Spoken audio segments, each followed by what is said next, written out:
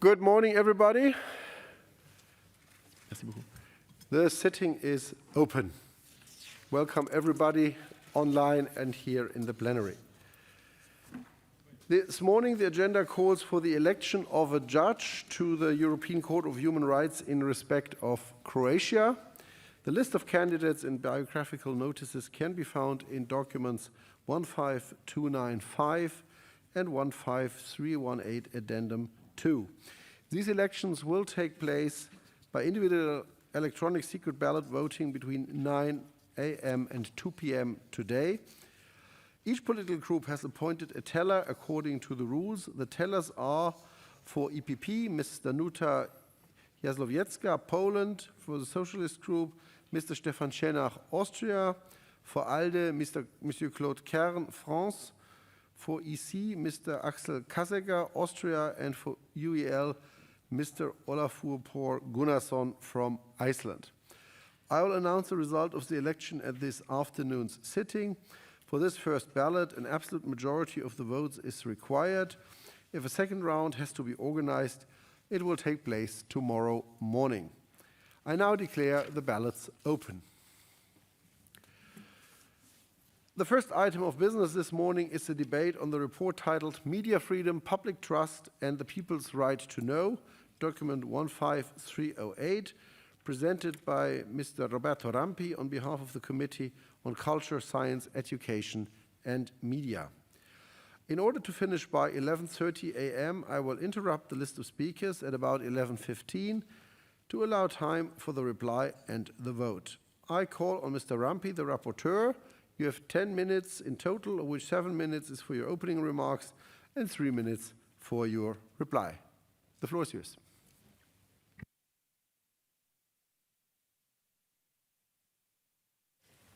Sì, signor Presidente, signori colleghi, arriviamo oggi all'approvazione di un lavoro importante, complesso, frutto di una intelligenza collettiva che ha coinvolto tanti colleghi parlamentari, che ha coinvolto le persone dello staff dell'ufficio e della dirigenza della nostra Commissione che hanno messo davvero l'anima e il cuore e ci hanno aiutato a produrre un risultato molto completo e molto importante. Abbiamo attraversato questo periodo strano, siamo stati la prima Commissione, Presidente, ad essere riunita a distanza, abbiamo testato questo nuovo metodo proprio per affrontare il rapporto sul diritto alla conoscenza e oggi siamo qui in questa sessione ancora ibrida, ancora con queste mascherine e tuttavia abbiamo dimostrato una resilienza della democrazia.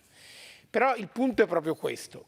Io pensavo questa notte a quale emozione deve essere quella di chi, affrontando con una nave l'oceano, vede la terra e scruta l'orizzonte per capire quando si affaccia per la prima volta una terra nuova. Io credo che noi dentro la democrazia siamo in questa scelta. Possiamo provare a continuare a navigare nel nostro mare tranquillo, come era un tempo il nostro Mediterraneo, in cui si affacciano però molti pericoli, oppure possiamo provare a varcare le colonne d'Ercole e a tentare di arrivare a una terra nuova. Io credo che per la democrazia sia il tempo di provare a varcare queste colonne d'Ercole e credo che questo diritto di nuova generazione che proviamo a definire oggi in questa Assemblea vada proprio in questa direzione. Partiamo da alcuni elementi consolidati, ad esempio questa Assemblea, questa nostra istituzione ha lavorato da tanto tempo sulla Convenzione di Tromsø, è una convenzione importante, ancora molti paesi la devono ratificare, siamo a 11 e garantisce una trasparenza dell'accesso agli atti, una trasparenza dell'accesso alle informazioni per i cittadini. La ratifica di questa convenzione è un elemento fondamentale. C'è poi il tema fondamentale della libertà dei media, della libertà dei giornalisti, della consapevolezza di a chi appartengono gli strumenti della nostra informazione, quindi la possibilità per i cittadini di capire come veniamo informati, perché, quali interessi ci sono. E su questo questa Assemblea ha lavorato molto, ha adottato rapporti, relazioni, quindi c'è un lavoro che possiamo svolgere. E poi c'è un tema importante che riguarda più in generale la libertà politica, la libertà del dibattito. Però tutte queste questioni sono questioni che abbiamo già affrontato e non bastano. Noi oggi quando diciamo diritto alla conoscenza diciamo qualche cosa di più. Diciamo qualche cosa che riguarda l'effettiva possibilità per il cittadino di essere informato, di avere accesso alle informazioni, di comprendere le informazioni che gli arrivano e di poter veramente intervenire nel dibattito pubblico, di poter veramente condizionare le questioni e di poter veramente accedere e dire la propria. Ecco, questo è qualche cosa che va costruito anche con altri strumenti, di cui non ci siamo ancora in fondo occupati. Noi come Commissione Cultura ci occupiamo appunto di istituzioni culturali, di luoghi della cultura, i teatri, i musei, le biblioteche, i concerti, gli spettacoli dal vivo. Noi pensiamo che tutti questi strumenti, ad esempio, siano fondamentali per dare ai cittadini quegli strumenti critici e quelle condizioni intellettuali, quelle capacità di comprendere che sono condizioni necessarie per il diritto alla conoscenza. E poi c'è un tema fondamentale che è quello della qualità del dibattito politico e del dibattito all'interno dei parlamenti. Noi siamo parlamentari, noi partecipiamo all'attività parlamentare di questa assemblea, ma ognuno di noi partecipa all'attività parlamentare dei propri parlamenti nazionali e noi sappiamo come oggi il rischio che il dibattito parlamentare si riduca sempre di più, si riduca su posizioni precostituiti, che i parlamentari votino solo sulle indicazioni che gli vengono date. Marco Pannella, che è stato un grande personaggio politico italiano e che è stato indubbiamente l'ispiratore di questo rapporto, usava un termine evocando un vecchio motto del fascismo italiano. Il motto era credere, obbedire, combattere. Marco Pannella diceva credere, obbedire, votare. Io credo che il fatto che i parlamentari sempre di più invece siano liberi di scegliere, di comprendere, di valutare di volta in volta, emendamento per emendamento, rapporto per rapporto, legge per legge, che cosa sostenere, che cosa votare nella loro libera convinzione sia un elemento. Ma per questo va qualificato il dibattito politico e vanno anche qualificati i tempi. Un'ultima cosa, nel rapporto ragioniamo molto sulla possibilità di un vero monitoraggio delle fonti dell'informazione e di un monitoraggio che, guardate, non riguardi solo la possibilità di sanzionare, che è sempre molto pericolosa perché il confine con la censura è immediato. No, il tema è dare ai cittadini la possibilità di comprendere, di capire quale meccanismo si è sviluppato all'interno appunto della costruzione di quella presenza televisiva. Faccio un esempio. In Italia per un certo periodo ha funzionato un osservatorio a Pavia che diceva quale relazione esisteva tra la presenza in televisione dei politici e i risultati alle elezioni e nei sondaggi, perché più una persona è visibile e più il suo consenso cresce, ma questo è un consenso che ovviamente è indotto.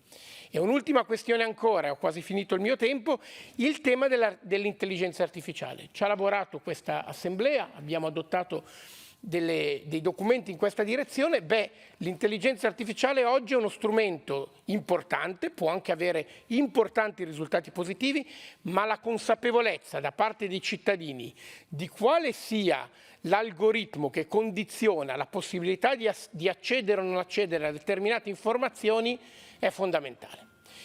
Chiudo con questo, signor Presidente e signori colleghi. Oggi è una giornata particolare e il destino ha voluto che questa nostra discussione, questa nostra, spero e mi auguro, approvazione cadesse nel giorno in cui succedeva quello che tutti sappiamo a Galileo Galilei. Galileo Galilei veniva costretto dal potere ad accettare di riconoscere come vero qualcosa che vero non era e di cui lui non era convinto che fosse vero. Ecco, io credo che questo sia un punto. Il potere non deve costringere ad assumere una verità che tale non è, il potere deve favorire l'intelligenza e la capacità creativa nello scoprire idee e questioni nuove che rappresentano il nostro futuro. Questo era il caso di Galileo, io credo che noi dovremmo favorire sempre che se ci sono dei Galileo Galilei oggi in giro per tutta l'Europa, il potere li aiuti, gli tenda una mano e non gli complichi la vita, non li costringa alla biura. Grazie.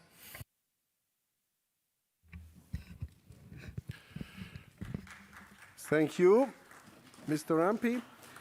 We now come to the debate on speakers on behalf of political groups, and I first call on Monsieur André GATTOLIN on behalf of ALDE.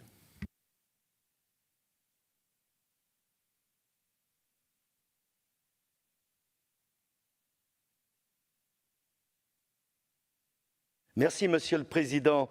Merci au rapporteur Roberto RAMPI, que je salue fraternellement, pour son excellent rapport. Mes chers collègues, la démocratie est en danger. Nos démocraties, même celles parmi les plus consolidées par des institutions solides, un respect latent de l'état de droit, sont en danger.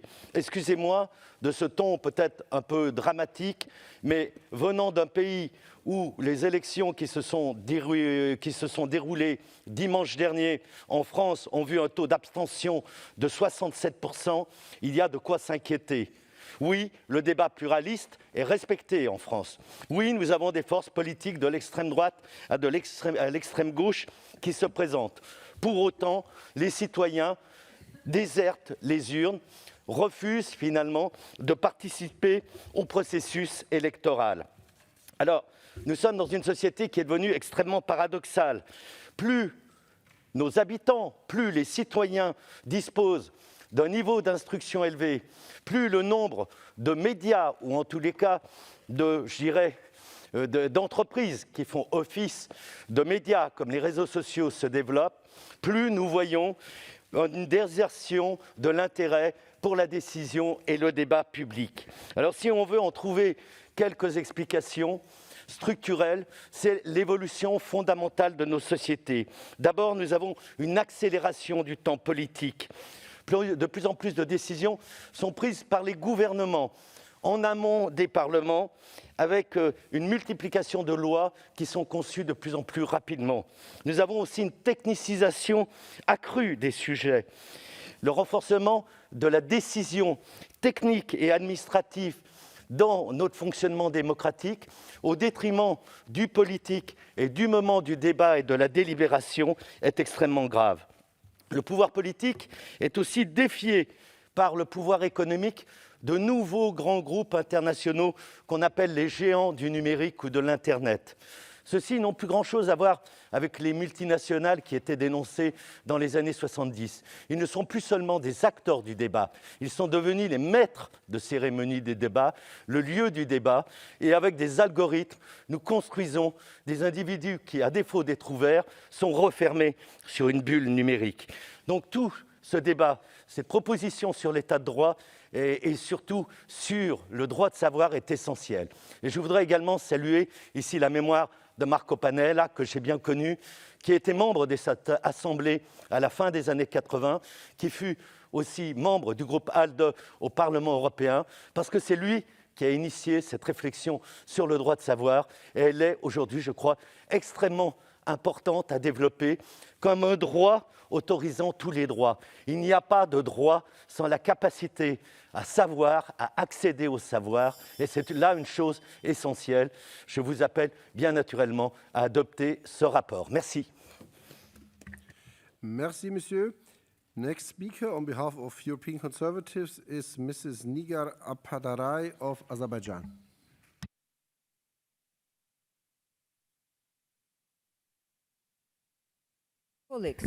Dear colleagues, first of all, I thank the rapporteur for working on this extremely important subject. I would like to attract your attention to the issue of algorithmic transparency. Virtually any member of parliament in any country today must use social media. It is the largest avenue to project ideas and collect feedback from society. And in theory, social networks are a perfect tool for promotion of democracy and freedom, as they allow for direct and live public discussion. But are they in reality? An influencer, in order to reach out to public, must adapt to the algorithms of social media, present information in a way which fits into current agenda and format of social media owners and managers. But once he does, the agenda and format changes, and so do algorithms. And one has to adapt again, and again, and again. This permanent change affects both the form and content of communication, and it happens at will of social media owners. And without much scrutiny, what are the motives of social media captains when they keep on changing the algorithms and filters? Making money? Definitely yes. It is the legitimate goal, and social media investors and owners are absolutely entitled to gain profits. But when the current size of social media and their influence over markets and societies there is one very dangerous path that must be watched carefully. It is gaining leverage over markets and societies and eventually making mega profits through providing political favors. Unclean politics is the most profitable business in the world, and today's social media are in the core of this temptation, helping one candidate against other, censoring a politician on ideological grounds because you don't like his ideas. Where is the thin border between banning someone from a social platform because he is a danger to society and doing the same because you are helping his political adversaries? Is it a big deal if you change your algorithms just a little bit to favor one idea or politician and to suppress another? Social networks are owned and managed by people just like us, and all people are subjected to temptation and power when unchecked. From this point of view, the right to know is very important, but I would go further and state that this right should be mirrored by the obligation to disclose. In particular, in respect of algorithms used, the algorithms of social networks should be published automatically and should be open to scrutiny. A feasible mechanism for finding the right balance between public interest and private interest based on confidentiality of commercial information, intellectual property, and know-how is needed. Obligation is disclosed, paired with the right to know, ask questions and get answered is the only way to protect public interest in a long term. However, even firm implementation of these two mirroring principles will not serve as 100% firewall, and it will allow people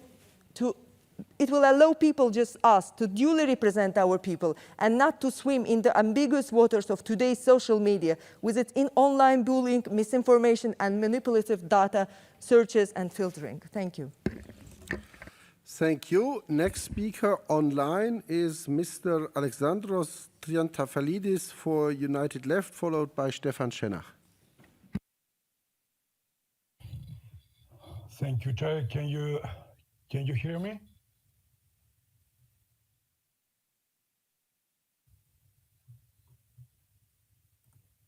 Can you hear me? We can hear you well. Okay. Dear Chair, dear colleagues, speaking on behalf of the UL, I would like to agree with Mr. RAMPI's exceptional work. Although it's been 73 days since the murder of the Greek well-known journalist George Karaivas in broad daylight on April 9th in Athens, and it still remains an unsolved case.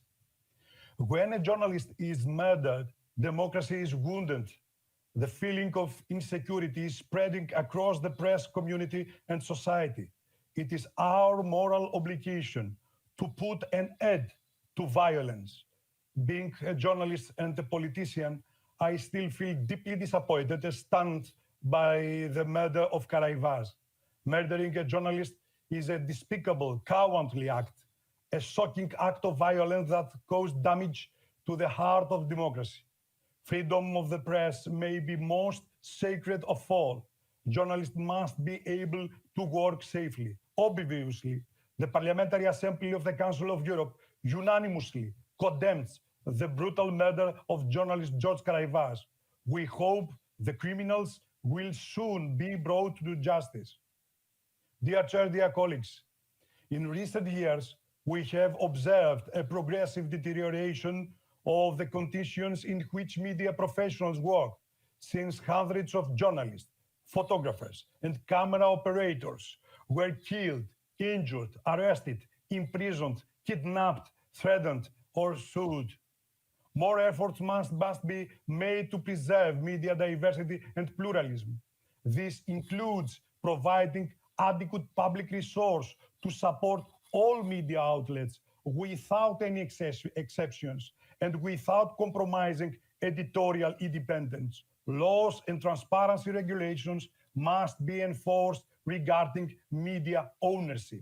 On the other hand, we will have to fight disinformation, fake news, anonymous posting, the operation to ruin people's reputation, the making up of facts, and the violation of personal data which are not related to any public interest. Journalism is a discipline of verification, checking and citing of the news, and not a practice of manipulation as so-called journalism in the service of political, financial, and business interests. On my mind, there is always the Cambridge Analytica data scandal. Urgent actions are required by Council of Europe and governments member of Council of Europe. A first fundamental step that should be taken is the release of all journalists imprisoned. The release of all journalists imprisoned because of views they have expressed now, today, and immediately. Thank you for your attention. Thank you. Next speaker is Stefan SCHENNACH from Austria for the Socialist Group, followed by Annika Engblom online. Danke sehr, Herr Präsident. Nicht nur als Sprecher für meine Fraktion möchte ich dem Berichterstatter herzlich gratulieren, sondern auch als Generalberichterstatter für Medienfreiheit. Das Recht auf Wissen, das als umfassendes Recht, nämlich dass man aktiv Wissen gibt und auch die Möglichkeit hat, jederzeit und wo immer sich Wissen zu besorgen. Das ist eines der Kernelemente der Demokratie und auch der Befähigung. Und Roberto, du hast an Galileo Galilei heute erinnert. Ich möchte hier nur den einen Satz zitieren: und sie bewegt sich doch.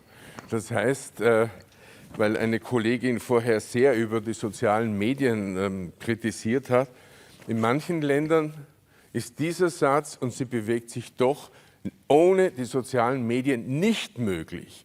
Und wie wichtig war es, die sozialen Medien zum Beispiel im Iran zu haben, in China zu haben, sodass die Weltöffentlichkeit auch entsprechende Informationen hat und das aus einem Kontrollstaat auch entsprechende Informationen hinausgehen.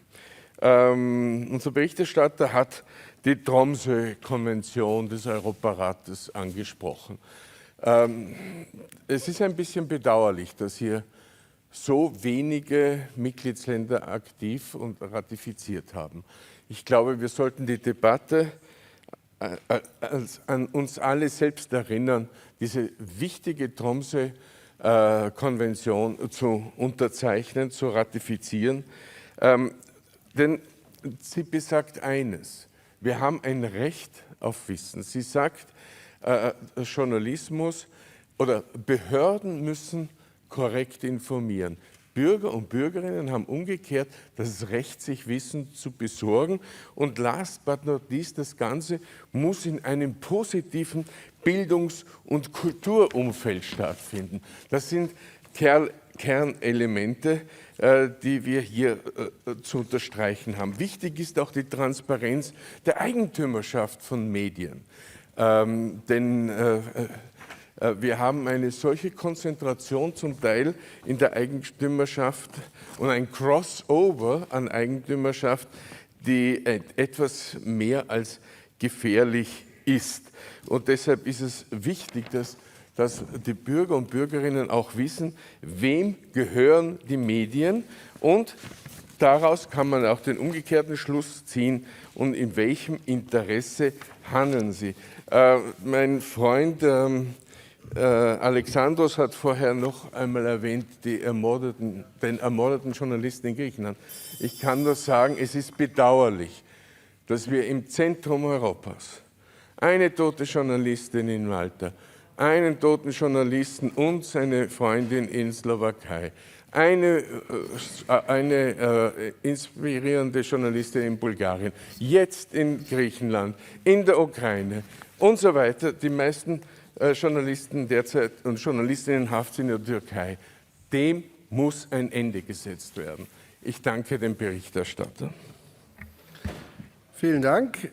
So next speaker is Mrs. Annika Engblom from Sweden for EPP online. Mr. President and dear colleagues, on behalf of the EPP group, I would also like to bring forward thanks to the Rapporteur, Mr. RAMPI, for not only an excellent report, but also a tremendously important one.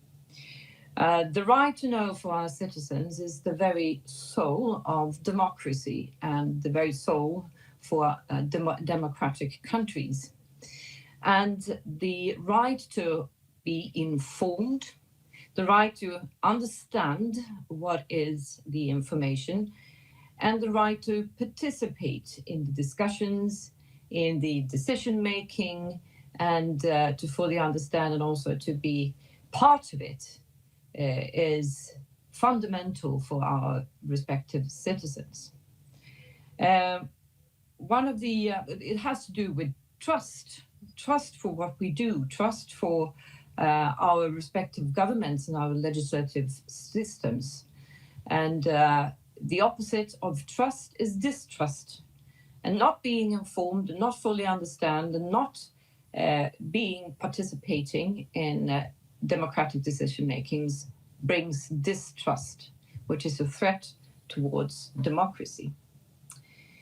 The rapporteur, in his draft resolution, sets up a large number of recommendations, one of them being the ratification of the Tromsø Convention.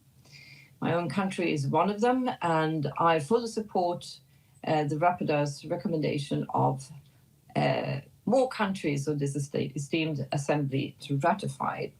It's a very clear and simple one, and it goes with the very fundamental rights to transparency, so to speak. One of the recommendations brought up by the rapporteur is, of course, the importance of free media and the protection of journalism. And this has, in the times in which we are now, in the times of crisis due to the pandemic, has really been challenged in many of our countries. And I would like to put, dear colleagues, your attention especially to this issue, which has been debated in many ways in the Assembly and will be debated in the future as well. So from the behalf of the EPP group, we fully support the report and also the amendment made by Mr. SCHENNACH to bullet point number 9. Thank you. Thank you. This concludes the speakers on behalf of political groups. In the debate, I call next Mrs. Laura Castel from Spain. Thank you, Chair. First of all, I would like to thank Mr. RAMPI for this excellent report, which I support.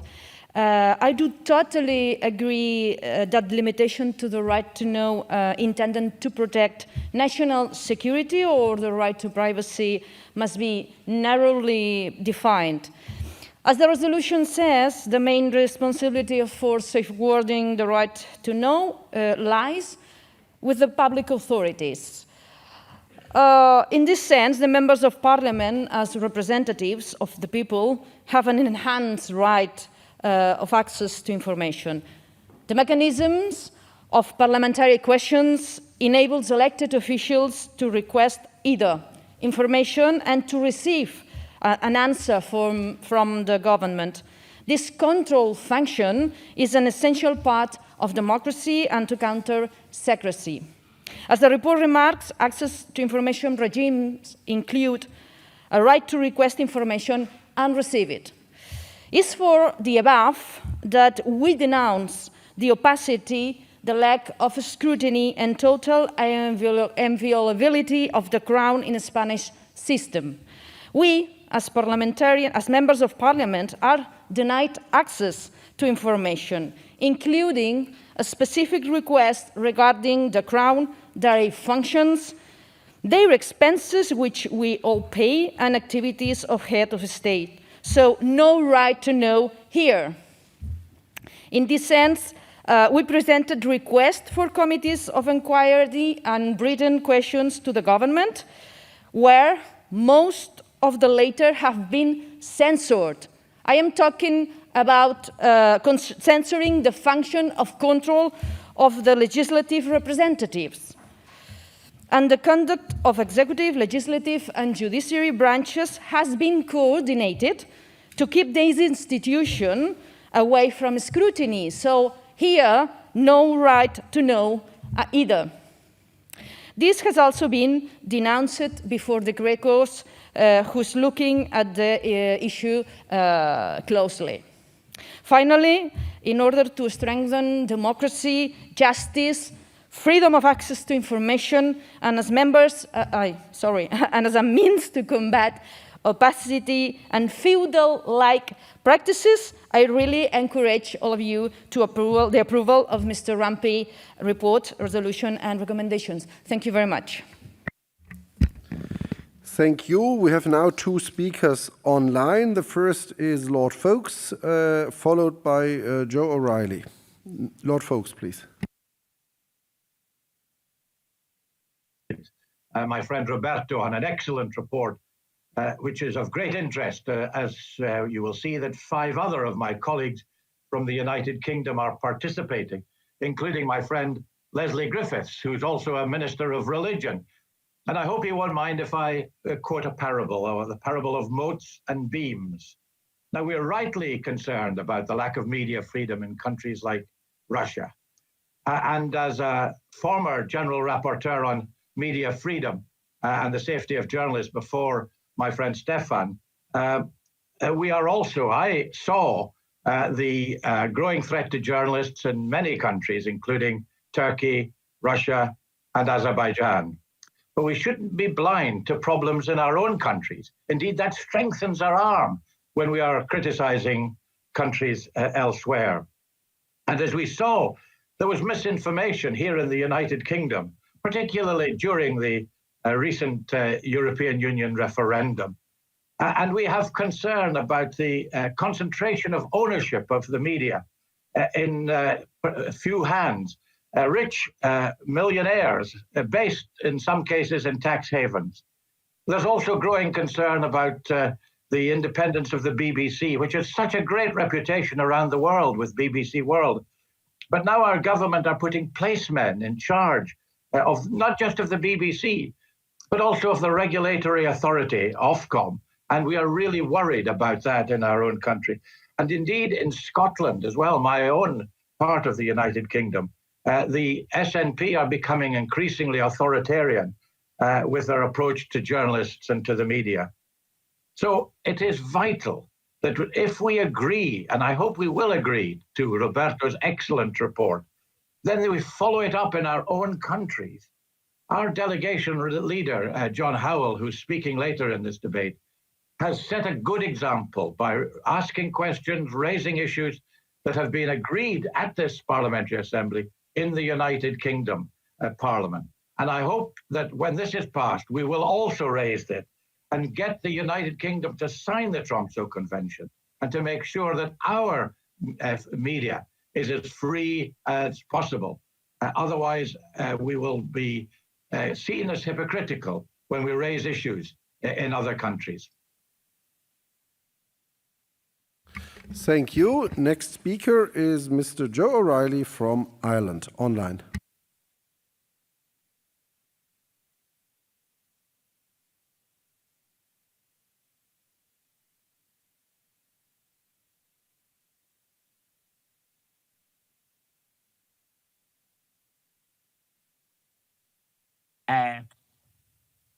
At the beginning, it's so timely given the situation with the pandemic at the moment, and we have what the World Health Organization has called an infodemic, to the extent that certain countries have used the pandemic as a pretext to distort the provision of proper information and the dissemination of information, and complicit in this is media.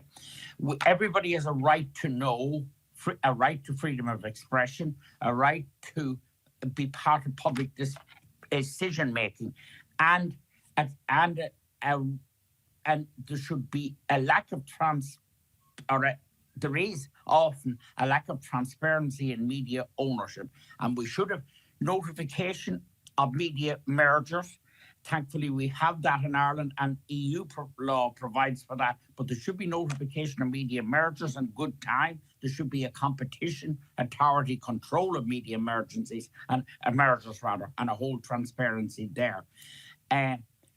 Lord Foulkes, my good friend, made the very valid observation around the Brexit campaign, where there was a distortion, particularly by social media there, of the facts. An interesting point that Mr. RAMPI came up with was the issue around cultural institutions. And I think those cultural institutions should show transparency in highlighting the darker elements of our past, so that people have a truly informed position. Parliamentarians must be totally disclosive of any media interests and of their own interests. Now, the big elephant in the room at the moment, of course, is social media. It's the new media that's not yet properly controlled. Now, I know there are, in discussion at EU level, regulations being discussed for the control of social media, but we need internationally, right across Europe and further afield, to control social media. The statistic from our earlier speaker regarding the turnout in the French election and the failure of 67% of people to vote is a very, very serious one. We must protect our journalists. There should be no threat to the lives of our journalists. We had some years ago in Ireland the murder of an eminent journalist because of our fearless exposure of gangland crime. But we then followed that with a rigorous set of laws, notably CAB at the time, which involved the seizure of assets of criminals and people who were trying to distort media at that time. So you need to protect our journalists. Our journalists must know that they're free, and there can be no threat. And the murder of journalists in any country in the world, and indeed the recent incarceration of a journalist in a shocking event in Belarus, is another example of a distortion of the freedom of our journalists. So we need a free journalist. We need transparency in ownership of media, a very clear delineation in public of who owns it and what their interests are. And each journalist who has an interest outside of media must be in a position to make such a declaration. But you need legal control. It's a fundamental tenet of democracy that we protect our media. It's a very precious thing, a very precious element of a civilized society, and there's a great onus on us as parliamentarians to ensure institutional structures, legal structures, and that ensure that transparency and that freedom of expression. So thank you very much, and I think it's a worthwhile debate, and it is. Joe, you need to conclude. You need to conclude. Thank you very much indeed. Thank you, President. Thank you. Next speaker is Madame Duranton from France.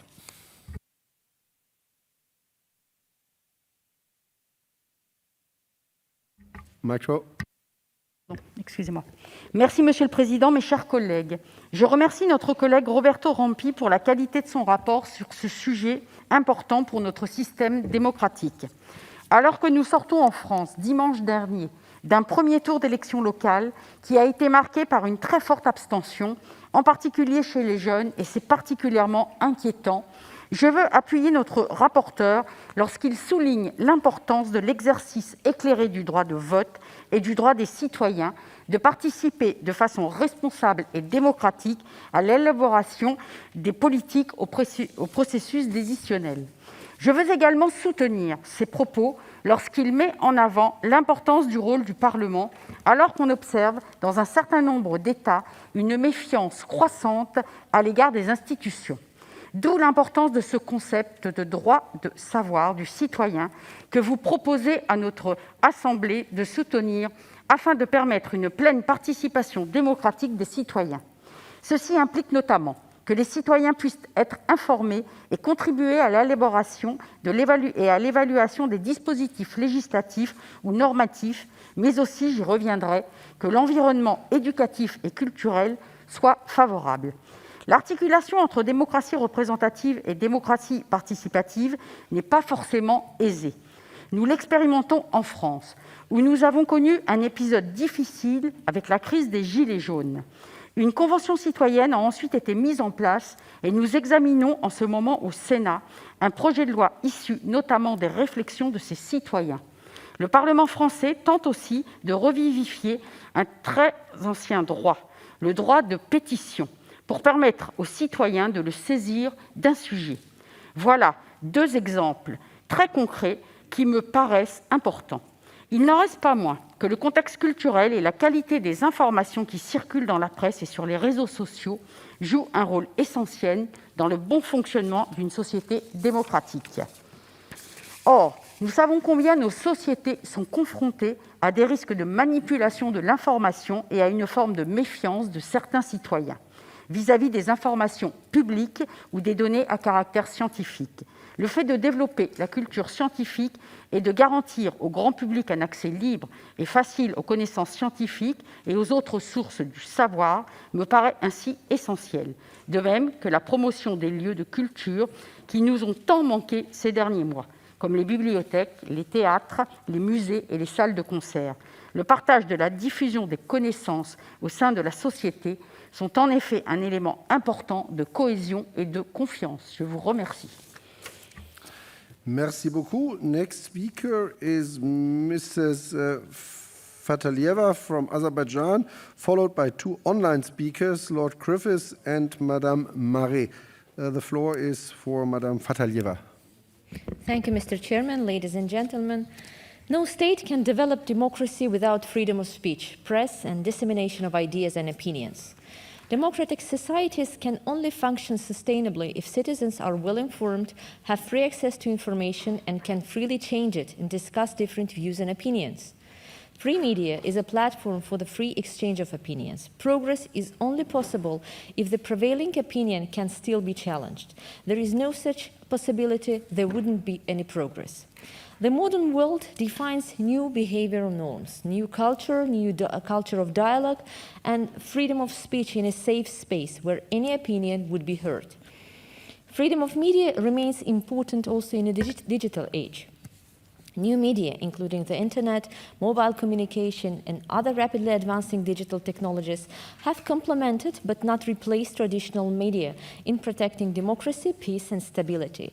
This happened because the purpose of free media, whether it's social or traditional, is to inform people and earn their trust. We all recognize that combating disinformation is key to achieving desired results. But how disinformation is defined and identified is crucial. We have all witnessed manipulation of fake news so as to block information and expose it. Ladies and gentlemen, in a democratic society, journalists play a vital role in establishing the truth, in delivering the truth. Their job is to ensure that citizens receive timely, accurate, and reliable information. Sometimes they are at risk fulfilling their duties. Thus, in my country, Azerbaijan, just recently 2 journalists carrying out their duties died in an explosion on a mine planted by Armenian occupants in Kalbajar region. They were simply making reportage about the ruins and vandalism left behind Armenian occupants. By its very nature, freedom of expression is supported by media literacy because it helps us to understand the way citizens consume, use, and comprehend the processes going on in our societies and how media influences their lives. That is why integrating media literacy in a system of governance, in development and education is more crucial than ever. In Azerbaijan, media, and especially social media, plays an important role of bridge between people and government. One of the challenges of the country leadership is to raise public control in order to speed up the reforms and tackle with certain problems in social, humanitarian, and other spheres. These issues raised in social media immediately attract attention of authorities and find its solution. This is an example of public trust based on dialogue. Ladies and gentlemen, people deserve to know truth. Public truth must be warranted. All this would be possible if only media would be free, reliable, and equitable. Thank you. Thank you. Next speaker online is Lord Griffiths from the UK.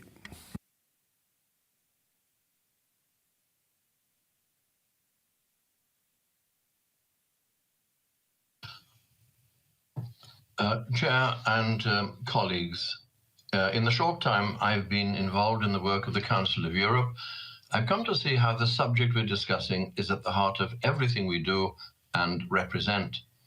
As others have said, the very idea of democracy and the rule of law is underpinned by the existence of a free and independent press. This should be axiomatic and need no further elaboration. But alas, things can be more complicated than that. Let me offer a story, a parable in the words of my friend George Fawkes, to illustrate a very real concern I have. My wife is English. I am from Wales, and I speak in the middle of a European football competition where both of our teams have reached the knockout stages. Whenever England play Wales, a curious thing happens. My wife and I sit in the same room, we look at the same screen, we see exactly the same images, but she sees things through the prism of her Englishness, and I colour everything with my Welshness. And nothing has brought us nearer to divorce than our differing views of the matches we watch in this way.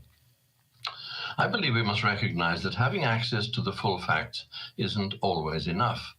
Mr. RAMPI's excellent report, as well as noting the significant work done by the Council of Europe to enumerate and clearly define the obligations upon states to ensure plurality and diversity in the media sphere, points to the further need, and the previous speaker mentioned it too, for the need to work on media literacy. Having the facts is not enough.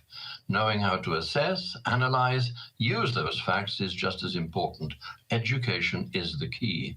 The report hints at this. I wish it were more clearly spelled out. The unstoppable development of the internet and the role played in our lives by social media, again, as has been mentioned, should alert us to this need for raising people's awareness, not only of the facts, but also give us tools for evaluating the information that comes our way.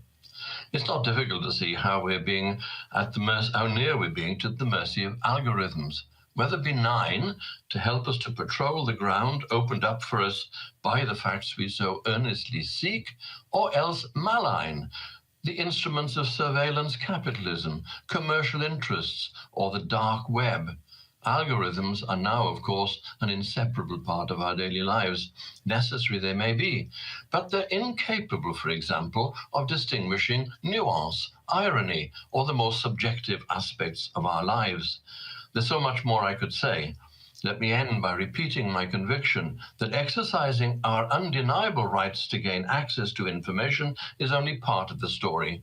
Learning how to make the best use of that information and how to deal with each other when others using the same information come to radically different conclusions about its usefulness is just as important.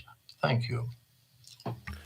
Thank you. Next speaker is Madame Marie from Switzerland Online.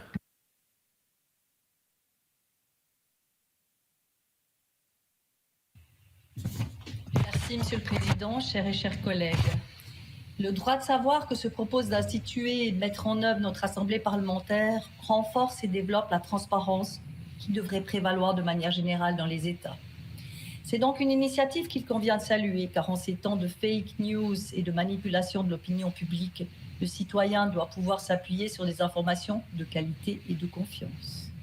Le présent projet de résolution et de recommandations sur le droit de savoir répond à 3 objectifs, tous louables.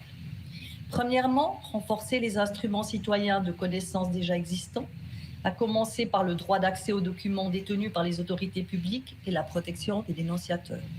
Deuxièmement, créer de nouveaux instruments de connaissance, destinés notamment à favoriser la transparence des entreprises de médias, la communication proactive de l'État, la transparence du lobbying, ainsi que la visibilité et l'intelligibilité algorithmes servant à la prise de décision. Troisièmement, promouvoir l'accès général à la connaissance scientifique et à la culture en tant que contribution significative à la formation de l'opinion publique et au débat de société. Toutefois, j'ai quelques interrogations. En ce qui concerne le point relatif à la visibilité et l'intelligibilité des algorithmes servant à la prise de décision, étant donné qu'un comité ad hoc du Conseil de l'Europe, le CARE, est en charge de préparer un instrument juridique destiné à promouvoir un usage de l'intelligence artificielle respectueux des droits humains, Je me demande s'il ne serait pas pertinent de ne pas multiplier les initiatives en la matière ou à tout le moins d'attendre les résultats des travaux de ce comité d'experts.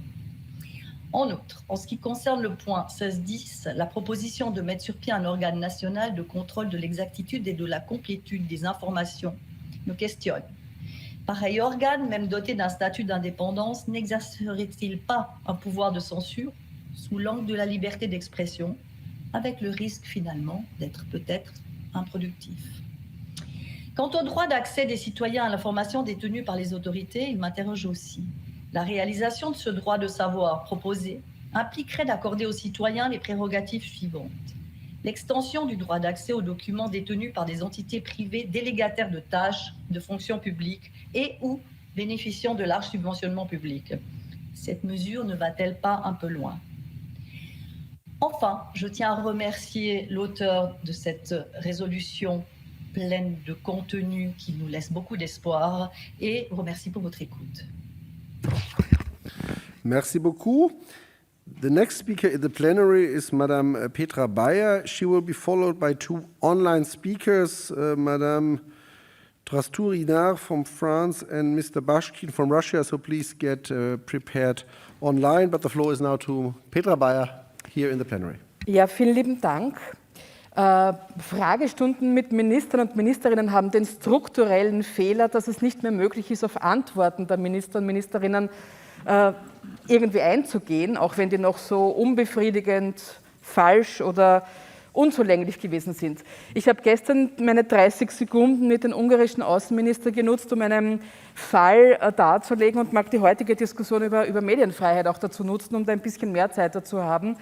Einen Fall, wo zwei österreichische Journalistinnen über die politische Situation in Nachbarländern Österreichs recherchieren.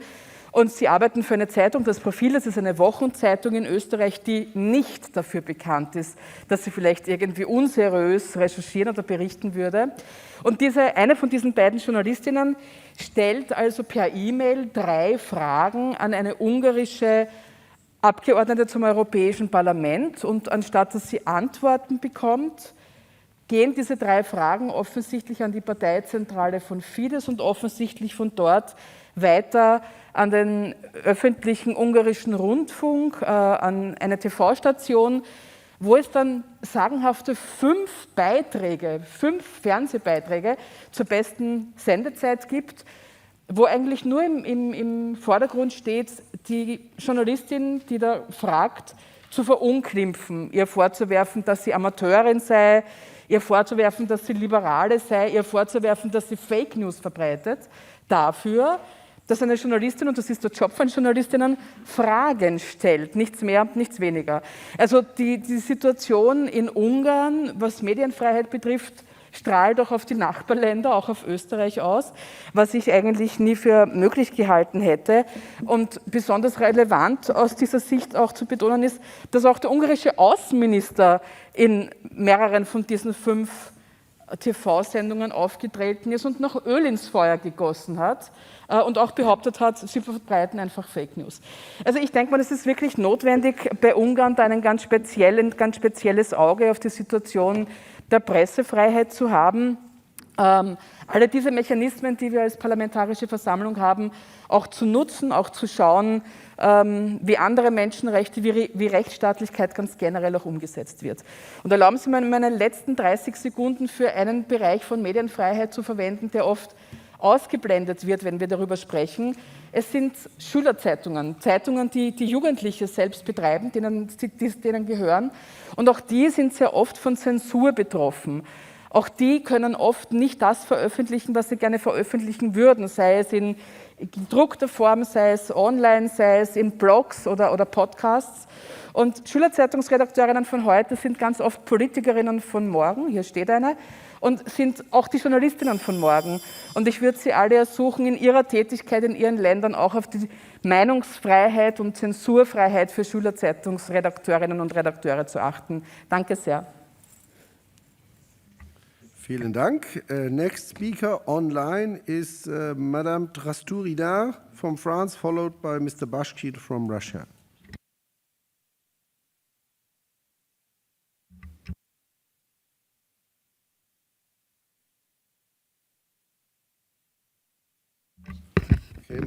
Madame Drasturina is not online, so we continue with Mr. Bashkin from Russia.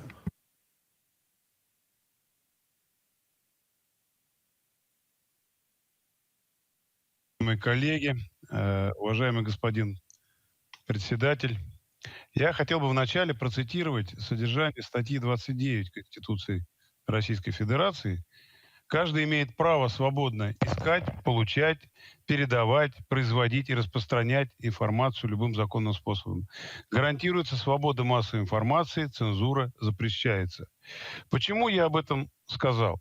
Потому что сформулированное коллегой Роберто Рампи в докладе понятие «право знать» в целом созвучно сказанному, и можно понимать как право гражданина получать информацию.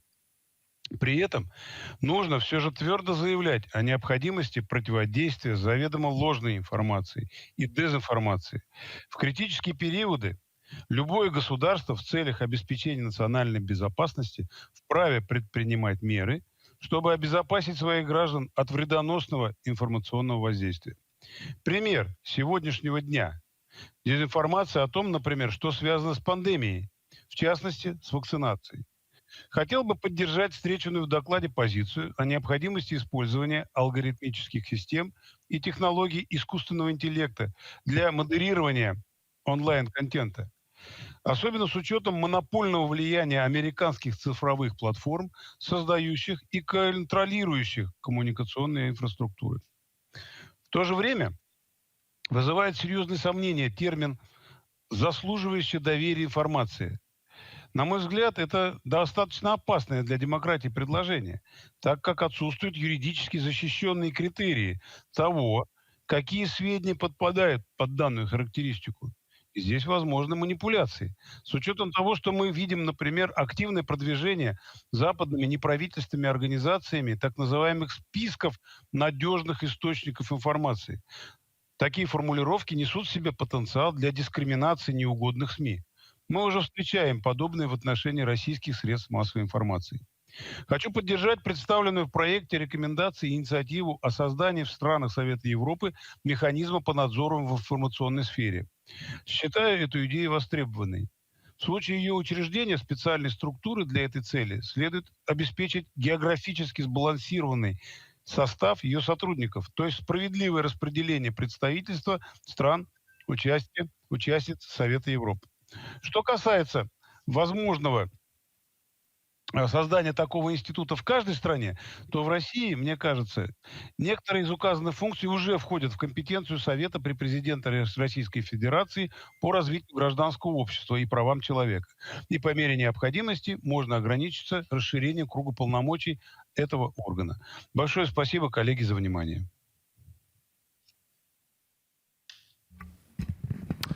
Thank you. Next speaker is Mr.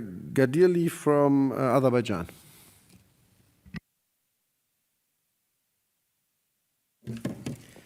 Thank you, Mr. Chairman. Dear colleagues, I also would like to join those who express their gratitude to the rapporteur. This is really a great deal of effort is put.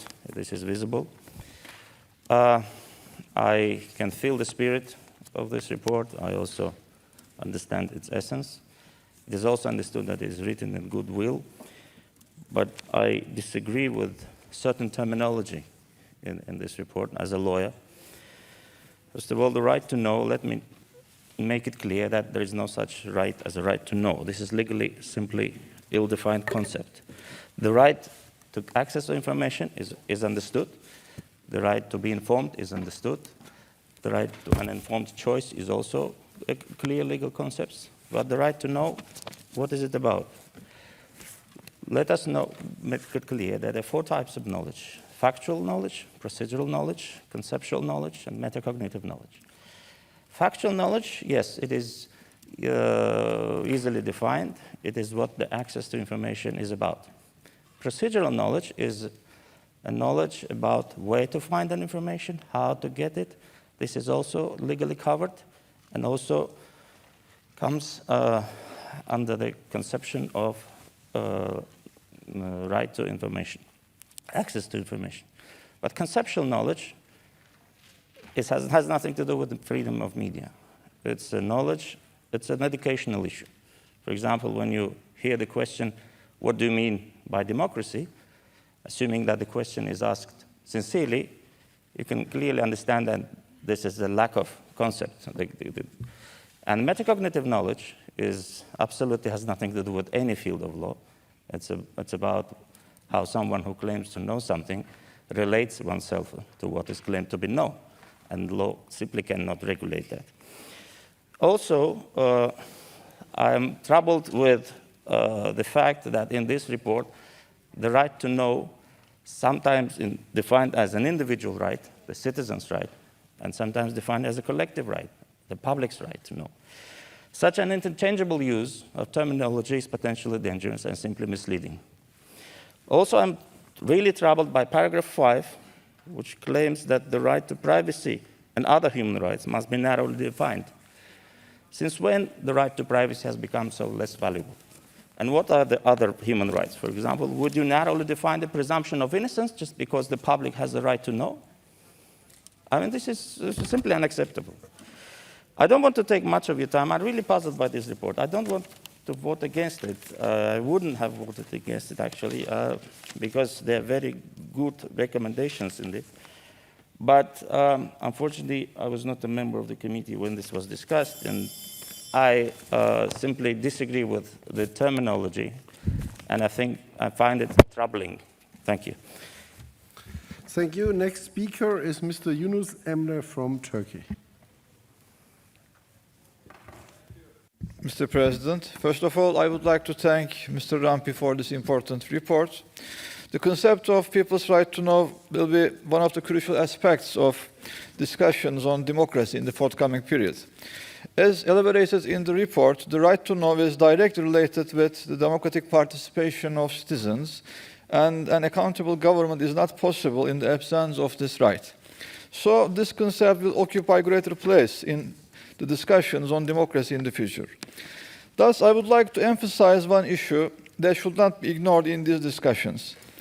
We cannot disregard the distinction between different political regime types and their consequences on the people's right to know. Different regime types result in divergent outcomes on the basis of the effect of the social media and digitalization on democratic practices. Hybrid regimes contain democratic and authoritarian features, and the existence of such regimes has become the main question of our politics today. In an hybrid regime, as there are great obstacles to the people's access to accurate information, and the government controls most of the mainstream media, social media can be the only alternative source of information for the public. For this reason, when we evaluate these regimes, the protection of digital media channels and removal of barriers to access these platforms are the main issues in the discussions on the people's right to know. However, in consolidated democracies, this is not the case. In these regimes, social media and digital platforms might be considered as the source of practices that corrupt democracy, such as disinformation, manipulation of public opinion, circulating false information, and foreign intervention in elections, and so on. Digitalization has become the most important cause of info pollution that poisons democratic life in these countries. As can be seen, different results emerge because of different social needs and conditions in two different regime types. In hybrid regimes, under government's control over traditional media, social media is the only alternative source of info for the people. However, in consolidated democracies, social media and digitalization may degenerate the rational and critical public discussion. As the root causes are different, the solutions should also be different. Furthermore, while there should be minimum standards, the possibility of misuse of these standards by national governments should not be ignored. For example, as emphasized in the report, the national independent monitoring systems for monitoring the legality, correctness, and completeness of information is a necessity. However, this institution may produce results that are far from democratic purposes. In many countries, as a result of authoritarian approaches, national radio and broadcasting monitoring administrations have turned into a tool of the party states to punish the media owners. Once again, I thank Mr. Rapporteur for his work. Thanks. Thank you. Next speaker is Mrs. Hayratepyan from Armenia. Thank you very much. Dear colleagues, ladies and gentlemen, I also value the discussion we are having here. I think it's very important to understand what kind of a role the media can play. And I would like to ask us to look at it from another perspective. For instance, can sometimes free media and the journalists who have freedom to write, who have freedom to create discourses, avoid wars. I was thinking recently that, for instance, judging from the speeches my Azerbaijani colleagues are having here when they are proudly talking about so-called victory in the war, I was thinking what it will be if Azerbaijan will have free media and will have a discourse on peace. If the topic of peace will not be under taboo in Azerbaijan, if they have freedom to talk about the solutions which were proposed by different mediators during the negotiation process which lasted for 20 years. What will be if Azerbaijan will not have a blacklist of the journalists who were visiting Nagorno-Karabakh and writing about the humanitarian aspect of the conflict? What it will be if during the war, Azerbaijanis will not attack the Armenian international journalist, putting aside that there was a press button on the hamlets they were wearing. And in the end, unfortunately, even after the ceasefire statement, recently we have witnessed that the UEFA was even surprised that Azerbaijanis rejected to give an accreditation to some journalists who have Armenian surnames from Armenia and Russia. And all of these show that the topic of peace, the discourse of peace was under taboo in Azerbaijan. And now my Azerbaijani colleagues unfortunately think that the only way was war because it was that propagated. I value this report and I think that media freedom is important. And sometimes journalists with their work, which is very hard, sometimes they work in a very hard conditions, can even help to avoid wars, can even help to fight against hate speech and hate propaganda. Thank you very much. Thank you. The next speaker online is Mr. Paul Gavin from Ireland.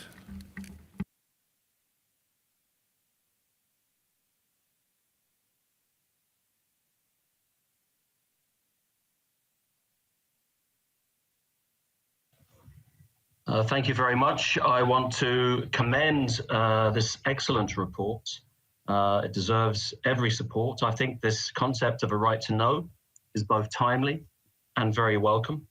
And I particularly welcome the highlighting the importance of the Tromsø Convention. And I would echo the Rapporteur's call for member states to sign up to this excellent initiative. When we talk about media freedom, of course, we have to highlight the horrific cases of the murders of journalists. And I think whenever we think of media freedom, we should always echo the name of Daphne Caruana Galizia, the Maltese journalist who was murdered, that incredibly courageous woman. I also want to give brief mention to my colleagues from Ireland, Trevor Burney and Barry McCaffrey, who were arrested by the police service in Northern Ireland a few years ago for basically trying to expose horrendous murders by loyalist death squads in the 70s and the effective collaboration of the RUC in those activities. Those journalists were arrested, but thankfully they were rewarded with compensation and damages eventually after 3 years. But it just shows the dangers of press freedom, even here in the West. But the key thing I want to say, because my colleague Joe O'Reilly earlier mentioned an elephant in the room. Well, to my mind, the elephant in the room in this whole conversation is one name, and that name is Julian Assange. And I'm genuinely surprised that we haven't heard mention of Julian Assange in this debate. Julian faces up to 175 years in prison for publishing truthful information in the public interest. He's being sought by the United States for publishing US government documents that expose war crimes and human rights abuses in 2010. The politically motivated charges represent an unprecedented attack on press freedom and the public's right to know, seeking to criminalize basic journalistic activity. If he's convicted, Julian faces a sentence of 175 years likely to be spent in extreme isolation.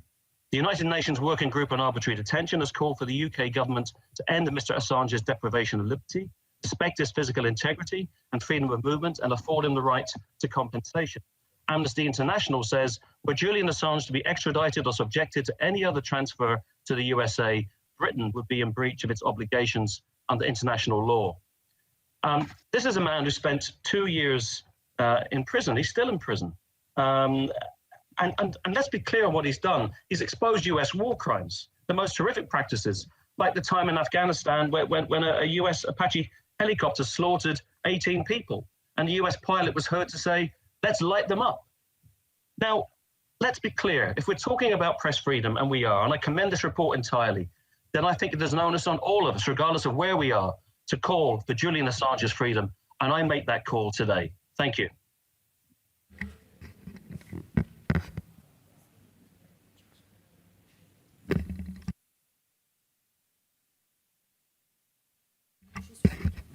Okay. We go on the speakers list. Next speaker is Mr. Yafarov from Azerbaijan.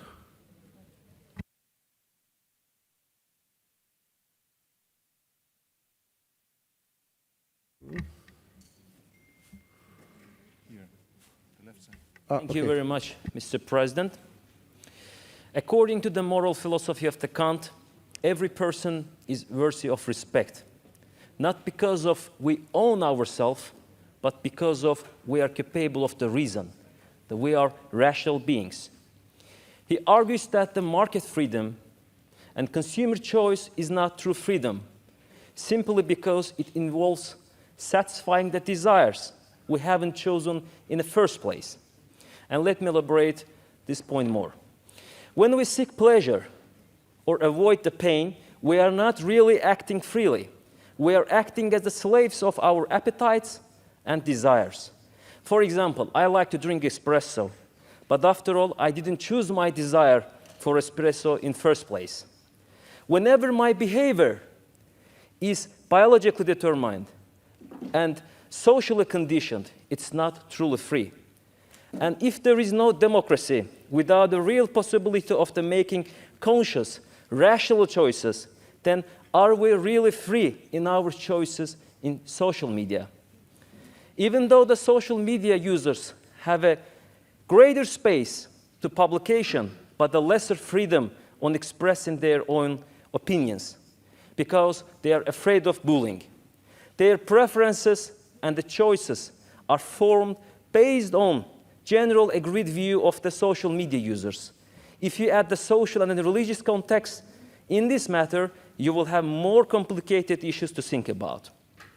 And does really media, traditional media, define the agenda of the public? It's not anymore. Traditional media has replaced its place with the social media. Now people set the public agenda.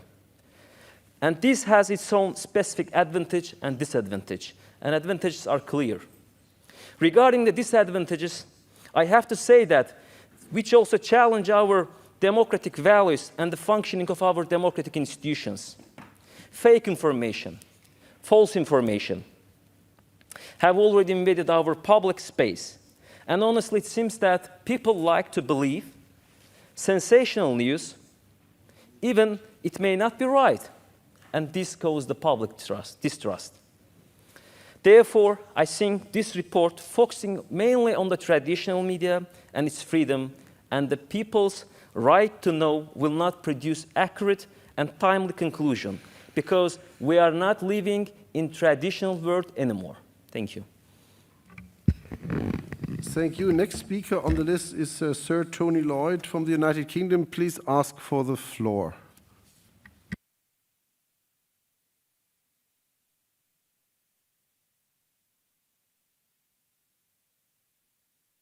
Join in the congratulations to our rapporteur for what I think is a generally worthwhile and credible report. I just want to say a few words, first of all, about the obvious central importance of freedom of the media. Free and independent media of all kinds, social media, traditional media, is fundamental in our democracies. We cannot have free and fair elections without those. And along with independence of the judiciary, I can think of nothing more important than independent, investigative and high quality journalism as an underpinning of the values that we hold. But we know those are under pressure all over the world, but in particular here within Europe. A number of our countries fall into the bottom third of those nations where media freedom is not respected, and that I think is of not simply sad; it's of central importance. I have adopted, along with some of my UK colleagues, I think some in Germany as well, a number of Belarus journalists, in particular Daria Chultsova, a young camerawoman who was arrested for doing her job of filming a demonstration and is now serving a serious prison sentence. This can't be right. And as the situation in Belarus develops, she, of course, becomes just another forgotten name if we're not careful. But we do have to insist on that we uphold those names like Daria and say that we stand with her and we stand with her in her protest against the outrageous decisions of the Belarus authorities. But of course, in the end, there are people whose journalistic bravery has led to the deaths. We heard earlier on about Georgios Garavas in Greece, murdered.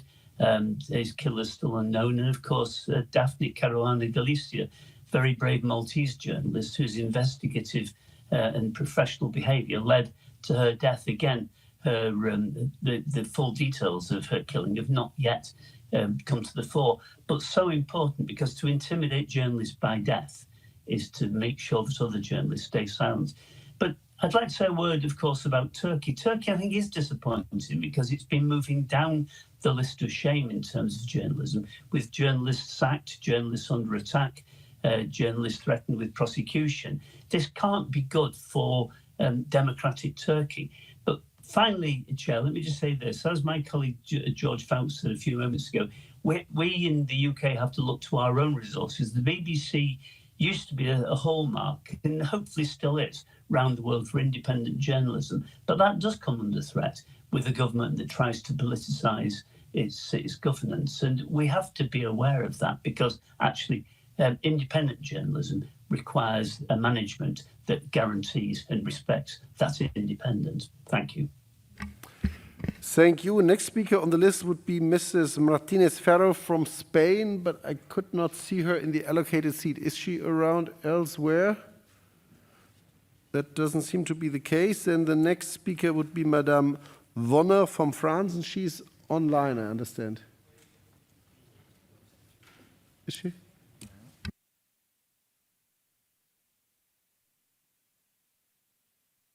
Could you please ask for the floor?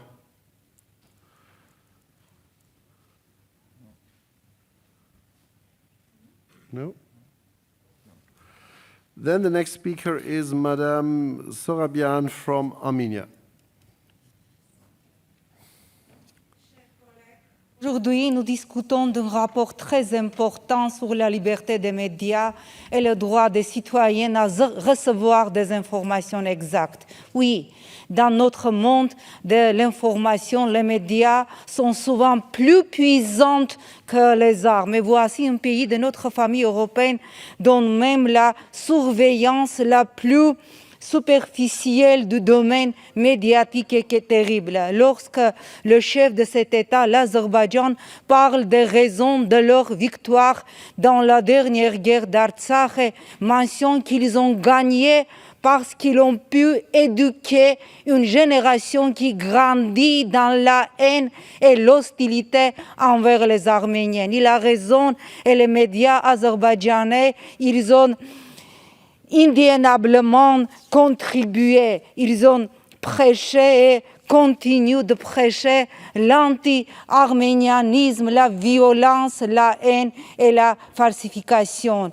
Quand une politicienne azerbaïdjanaise annonce qu'un Arménien devrait être tué au Karabakh et que toutes les ressources médiatiques azerbaïdjanaises le diffuse quand une fille azerbaïdjanaise de 13 ans annonce qu'elle veut devenir une tireur d'élite pour tuer un Arménien et cela devient un sujet médiatique majeur dans ce pays. Nous avons l'horrible image que nous avons pendant et après la guerre sanglante de 44 jours. Atrocités, mensonges, falsifications et manipulations médiatiques. Le procès des soldats arméniens qui sont présentés par l'Azerbaïdjan comme des terroristes et des saboteurs est en cours en Azerbaïdjan ces jours-ci et tous les médias azerbaïdjanais sont pleins de falsifications et de désinformation de ces audiences immorales. De quelles informations précises parlons-nous et protégeons-nous le public des fake news aujourd'hui à l'heure de la liberté des médias si nous ne parvenons pas à protéger nos sociétés des fausses informations qui alimentent en particulier dans les pays totalitaires le racisme, l'intolérance et le mensonge. En conséquence, nous aurons l'Azerbaïdjan où le champ médiatique est inondé de tortures et d'humiliations de prisonniers de guerre arméniennes, vidéos et opinions publiques justifiant tout cela. Merci, chers collègues. Merci. Next speaker is Mr. Imamovic from Serbia. Thank you, Mr. Chairman. Dear colleagues, I fully support the resolution. It is a good framework, good directions. And I would like to congratulate Mr. RAMPI for the wonderful resolution. I am the representative of the Bosniak people in the Parliament of Republic of Serbia, and at the same time I am the member of the only opposition parliamentary group, which is formed by 3 Bosniak and 3 Albanian MPs. Therefore, I will focus on this resolution from the perspective of the national minority parties. The resolution provides mechanisms for a balanced representation of overall political diversity, and importantly for us, for improvement of access to information to national minorities in their mother language as a human right. Today, Bosniaks are facing not only discrimination, but even denying of the very existence of the Bosniak as a people by the public financed national broadcasting service, RTS, in Serbia. When we initiated the establishment of the editorial office for Bosnian language in RTS, the program board answered by saying that the Bosnian language doesn't exist at all. So according to them, there is no reason for establishing such editorial board. This is denying of the language, and if you deny the language, then you deny the existence of the people itself. This is the service financed by all citizens, including Bosniaks. With this, RTS violated the law, violated the constitution, and at the end violated the ratified European Charter for Regional and Minority Languages. Commissioner for Protection of Equality confirmed in its official opinion that the program board of RTS discriminated Bosniaks. And what happened after? Well, nothing much. Nobody was sanctioned, and we still don't have not a single second information in Bosnian language in this public broadcasting service. The resolution of the Committee of Ministers about implementation of the Framework Convention for the Protection of National Minorities in Serbia in its media section recommends strengthening and support media that broadcast program on national minority languages and adequate following of media privatization focusing on the minority language media. Regional media in Sanjak region, where I'm coming from, are fully in control of the ruling majority party, and in Preševo Valley, populated dominantly by Albanians, there are only small private media on Albanian language which are struggling with competition supported by the government. Privatization of minority languages causing the closing of many of them, in some cases totally changed their program, such an example of Radio Subotica, which reduced broadcasting program on Croatian language from 21 hours per week to 1 hour weekly. Regulatory authority for electronic media, RAMP, does not react on the hate speech, fake news, violence, threats, even death threats towards journalists, and the list goes on. We believe that this resolution will initiate the necessary improvement of media freedom. Thank you very much. Sorry for... Thank you. Next, we go back on the speakers list now to Madame Vonner from France. She is now available online, I understand.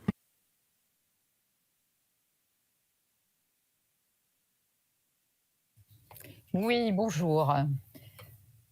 Cher Président, mes chers collègues, tout d'abord, merci à Monsieur RAMPI pour la qualité de son rapport.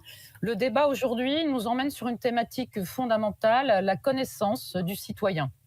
Cette connaissance, ce savoir à la population est la condition préalable au fonctionnement de nos démocraties. Comment s'assurer du consentement, des choix libres et éclairés des citoyens sans leur donner une information exhaustive, surtout en situation de crise?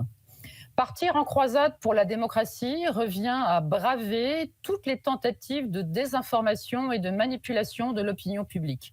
Ainsi, il est fondamental de préserver un espace d'éducation, de culture et d'information au sein de nos frontières de l'Europe. C'est sur cette même base factuelle que pourront s'échanger librement points de vue et analyses critiques. Mais aujourd'hui, nos sociétés démocratiques se trouvent sous l'ombre menaçante de la censure, désormais entretenue par la crise sanitaire. Les mêmes mesures restrictives de ces derniers mois s'accompagnent d'un recul général des libertés. Les enjeux de notre temps s'illustrent dans la fermeture des lieux de culture, du ralentissement du système éducatif pour les plus jeunes et de l'absence d'un réel espace de débat. Et la France, pourtant membre de ce Conseil, incarne la nouvelle fragilité de notre démocratie, malmenée par la désinformation et la rupture entre le droit au savoir et le libre accès à ces mêmes informations. Mais alors, si même le pays des Lumières, de la Déclaration de l'homme, ne reconnaît plus son héritage, qu'en est-il de ses voisins? Pourquoi?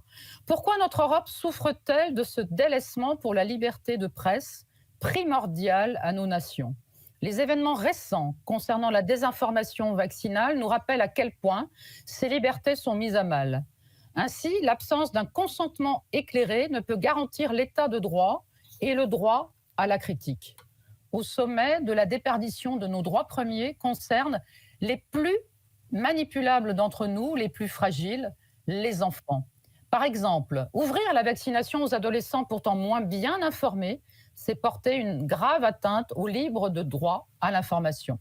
Alors, mobilisons-nous pour rétablir ce qui nous est cher, ce qui appartient à notre héritage européen et qui nous permet, à l'instant même, de débattre singulièrement au sein de cette Assemblée. Et merci encore une fois à Monsieur le rapporteur, Monsieur RAMPI, pour la qualité de ce rapport et qui nous permet de nous exprimer en dehors de toute censure des médias. Je vous remercie. Merci beaucoup. Next speaker online is Mrs. Selin Sayek Böke from Turkey, followed by Mrs. O'Loughlin from Ireland.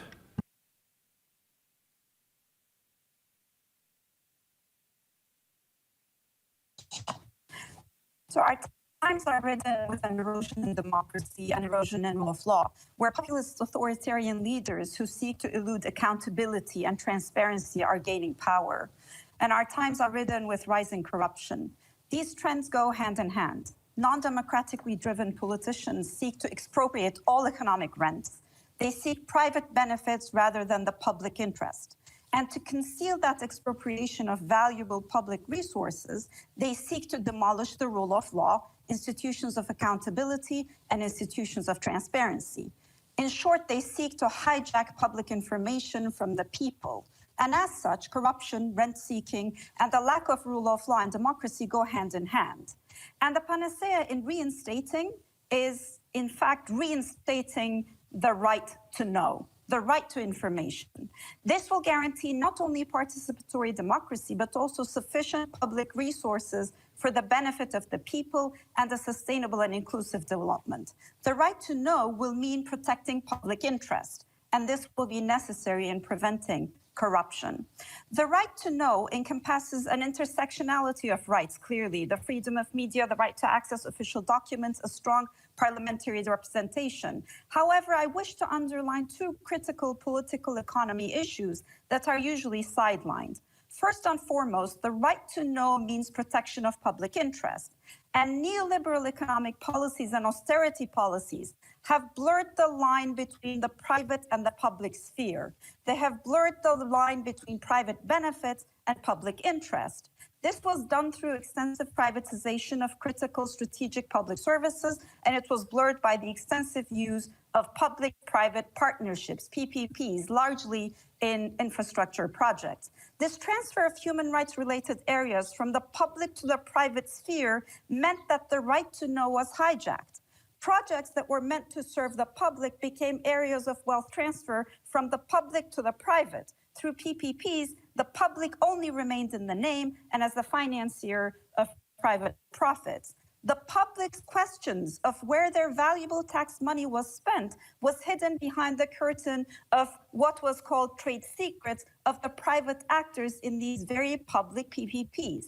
The blurring line between the private and the public sphere through economic policies meant the loss of right to know. As the loss of right to know was lost, the violation of public interest deepened, and there was an increase in transfer of wealth to private actors. This is a vicious cycle we have to break. At a time of a pandemic, when we're reminded of our need to change our economic and social model, installing and instating the right to knowing is therefore the step in the right direction of reclaiming public interest as the core of our politics and our economies. And secondly, information is at the core of the right to know and should be treated as a public good. As Joe Stiglitz notes, as a public good, information needs public support. And this is what this resolution does. It has a comprehensive framework, a set of our public duties to ensure information is a public good. Therefore, I strongly support this report. Thank you. So Mrs. McLaughlin is apparently not online as we speak. So the next speaker is Mr. Tonaritis from Cyprus, to be followed by Mr. John Howell online. Mr. Tonaritis, please, you have the floor. Thank you very much, Mr. Chairman. Dear colleagues, allow me first to thank our rapporteur, Mr. RAMPI, for his excellent report. The ability of journalists to report freely and carry out their research on fact-based and valid information, as well as the rights of the civil society to access the analyze free and trusted media, is a critical indicator of the quality of our democracies. Attempts to throttle the independence of the media sector and the continued persecution of journalists are unacceptable. Threats to independent media are increasing globally, and their impact on the state of democracy worldwide is truly worrisome.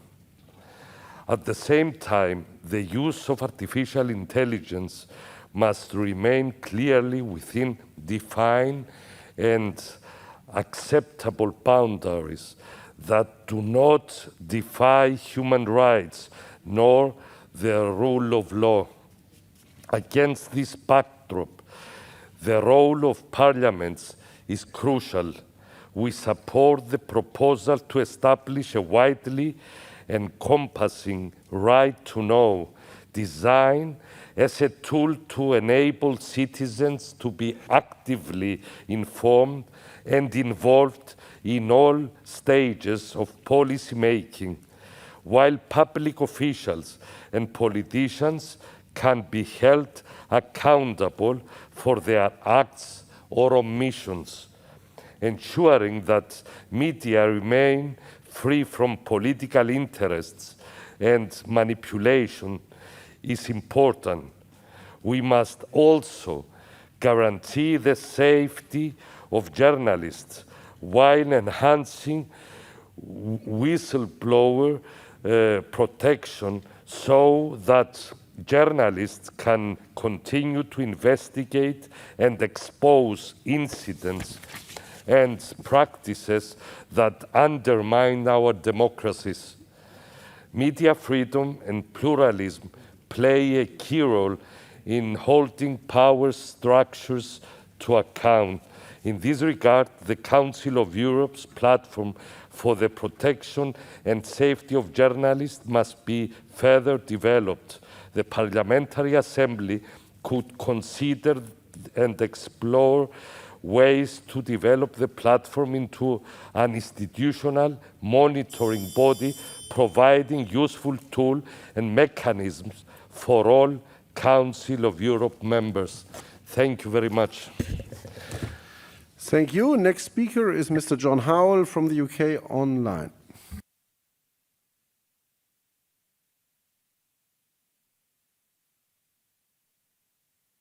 I'm afraid I must take a somewhat different stance to those that have spoken before, and I find this report rather confusing. And I'm sure that that confusion comes out of the fact that earlier in my career, I had worked for the BBC as a presenter, so I do understand the pressures that journalists are under. But I'd like to think that I ask questions as a presenter to elicit a response rather than to make or to score political points. Now, I am all for transparency in the media, and I fully support media freedom. But I just wonder whether this report deals with a situation where there is no one factual account of events, and all so-called facts are open to interpretation. And we've seen this, of course, with regard to the pandemic. There should, of course, be free discussion. That we need to be able to challenge governments, and we need to have the ability to make discussions that are informed. But that information must reflect, we must accept that that reflects the political stance of the person that is asking the questions. And the key to this is, has already been said by Lord Griffiths, the key to this is by putting more investment into education to ensure that people can ask and evaluate the questions in a much more fundamental way. My own government has neither signed or ratified the Tromsø Convention, but that does not mean that it does not support transparency. And I will certainly support transparency myself in this. We have, of course, introduced a Freedom of Information Act within this country, which allows people to make requests for information. But there are a number of exemptions to that, and one of those exemptions is members of parliament. And that is because a lot of the work that we do is confidential, and we wouldn't want to have that confidentiality of discussions with individuals made public and made available for everyone to see. So I don't believe that there is an absolute right of access to information. I don't believe that that is possible. And I think that ignores very much the complexity of the issues that are involved. But one thing the report hints at is that there needs to be transparency in lobbying. And I do think that that is an important area that the Council of Europe should look at, because we have seen the activities of lobby groups here, and we need to make sure that those are fully transparent as well. Thank you. Next speaker in the plenary would be Mr. Koloman Brenner from Hungary, followed by Madam Antoniazzi from the UK, who is online. Herr Brenner, Sie haben das Wort. Dankeschön, Herr Präsident. Sehr geehrte Kolleginnen und Kollegen, zuerst möchte ich dem Rapporteur, Herrn RAMPI, für diesen exzellenten Bericht dann gratulieren und danken für die gute Zusammenarbeit. An alle Kolleginnen und Kollegen, die in unserem Ausschuss für Kultur, Bildung und Medien mitgewirkt haben, gilt ebenfalls mein Respekt. Ich meine, dass das ein besonders wichtiger Bericht ist, heutzutage im 21. Jahrhundert. In diesem Jahrhundert der Information und des Wissens haben sich die Medien radikal verändert, wie meine Vorredner darauf schon hingewiesen haben. Dadurch bedingt, dass Social Media und, wenn ich das so sagen darf, der Untergang vom seriösen Journalismus teilweise dazu geführt hat, dass Fake News und andere Probleme dieses Recht der Bürgerinnen und Bürger, das richtige Wissen zu bekommen, beeinträchtigen und gefährden. Ich meine, dass es sehr schade ist, dass bis jetzt noch nicht dieses in diesem Bericht vorgeschlagene Monitoring-System existiert. Lieber Freund Roberto, es tut mir außerordentlich leid, dass wir unsere gemeinsame Fact-Finding-Mission in meinem Heimatland Ungarn nicht geschafft haben. Aber ich hoffe, auch nach der Annahme von diesem Bericht werden wir noch die Möglichkeit dafür finden. Da, wenn es dieses Monitoring-System gegeben hätte, dann hätten wir vielleicht in meinem Heimatland Ungarn schon vor vielen Jahren die Alarmglocken schillern hören. Leider muss ich zugeben, dass wir innerhalb von einigen Monaten wieder in eine Wahlkampagne und zu einer Parlamentswahl in Ungarn dann hineinkommen, wo schon die OSZE-Wahlbeobachter 2018 betont hatten, dass die Wahlen in Ungarn zwar halbwegs als frei zu bezeichnen waren, aber fair sicher nicht, vor allem wegen der Mediensituation. Konkret müssen Sie sich das so vorstellen, liebe Kolleginnen und Kollegen, dass die Oppositionspolitiker in 4 Jahren 5 Minuten im öffentlich-rechtlichen Rundfunk und Fernsehen von Ungarn bekommen. Und gegen meine Partei, die Mitte-Rechts-Volkspartei Jobbik, haben so viele verunglimpfende Artikel und Beiträge stattgefunden, dass wir über 200 Gerichtsprozesse gegen die Fidesz-nahen Medien gewonnen haben. Ich meine, dass es ein eindeutiges Zeichen ist, dass wir in einem guten Wahlbündnis aller Oppositionsparteien antreten werden, von unserer Mitte-Rechtspartei angefangen bis allen linken, liberalen und grünen Parteien, weil für uns ist die bürgerliche Demokratie und die soziale Marktwirtschaft wichtig. Wir müssen das neu herstellen mit einer ausgewogenen Medien. Roberto, du bist herzlich nach Budapest eingeladen und ich unterstütze voll diesen Bericht. Herzlichen Dank. Vielen Dank. Next speaker is Madame Antoniazzi from the UK Online.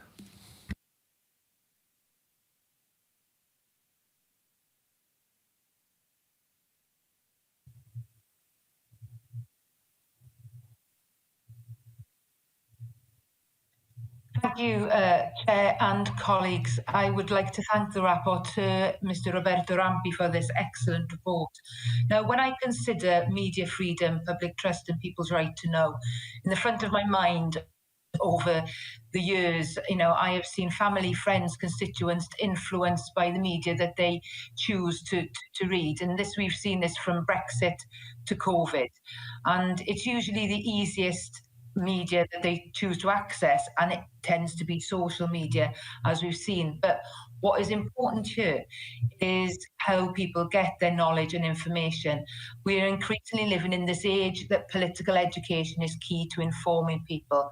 However, as my colleague Lord Griffiths of Bury Port has said, and John Howell has just spoken about, we need to focus on media literacy. I was a teacher for over 20 years, and I know how young people particularly and how people digest their information is really key.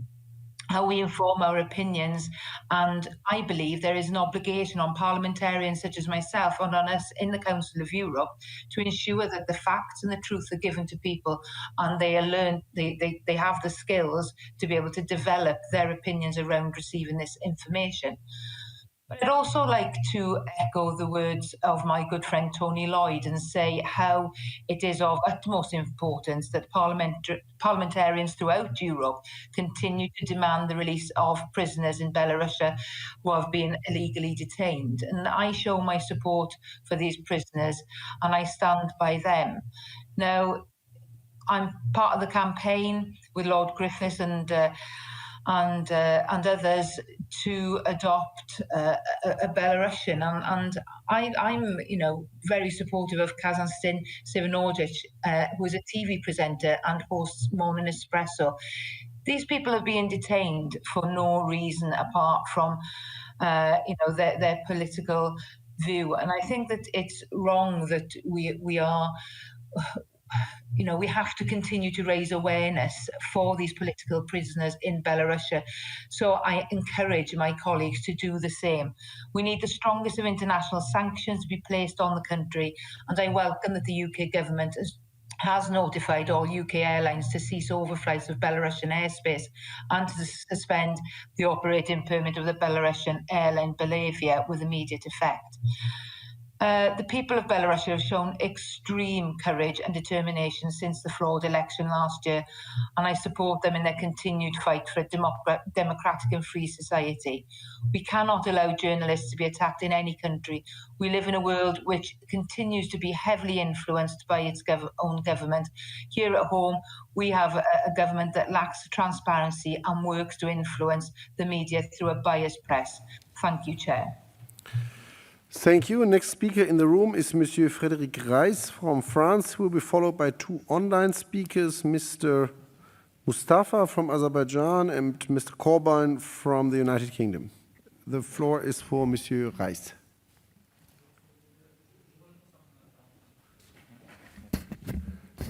Not speaking, okay.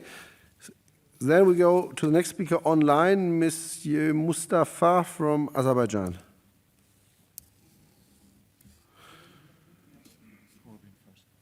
So we go to Mr. Jeremy Corbyn from the United Kingdom.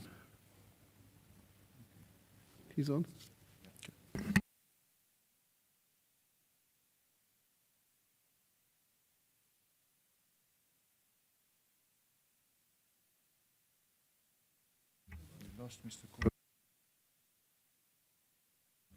Then we go to Mr. Mustafa from Azerbaijan.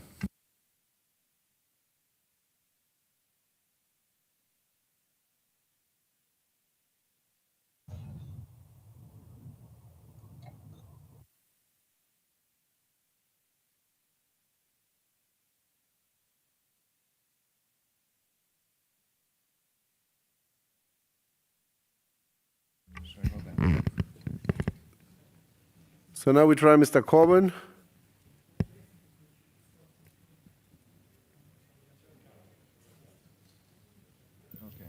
There is. Do we have sound as well? Oh, thank you. Okay. Thank you, Chair. Thank you very much for calling me to speak in this debate. I support the report and congratulate those that worked so hard to produce it. It is very welcome indeed. Journalists around the world have died because they've tried to expose the truth about corruption, about drug cartels, and about many other issues. And so we mourn those that have died, such as Jamal Khashoggi, who were working as journalists. We should also be very well aware of the power of social media and the power of algorithms to influence people and which direction they wish to follow news, how they wish to be informed. And we also, I think, have to challenge the question of ownership of the media by a small number of global corporations that seek to influence both politically and commercially what's happening in this world. I'm also concerned, and I'm pleased the report refers to this, the way in which news values are manipulated, and that in turn leads to attitudes, often attitudes of racism, attitudes of xenophobia, and attitudes of attacks towards minorities around the world. And so I do think that this report is timely, useful, and very, very valuable indeed. The report also talks about the right to know.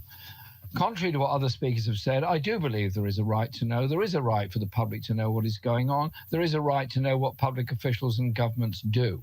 And if we deny people that right, then obviously autocracy eventually takes over through a lack of information. I support absolutely what my friend Paul Gavin said earlier on, and I'm quite surprised that not more people have mentioned it, and that is the situation facing Julian Assange at the present time. Julian Assange came to Britain at the request of The Guardian to work with them on exposing what had been happening around the world with US military secrets, with what the US has been doing in Iraq and other places. And he did the world a service by exposing so much of what's going on, the abuse of human rights, contemptuously and cynically done by powerful military forces. He was then sought for extradition from Britain, and the case has meandered through the British courts for a very long time, and he was not extradited. The court denied the request for extradition to the United States, and he now remains in a maximum security prison in Britain, languishing there, hoping that somewhere along the line he will be freed.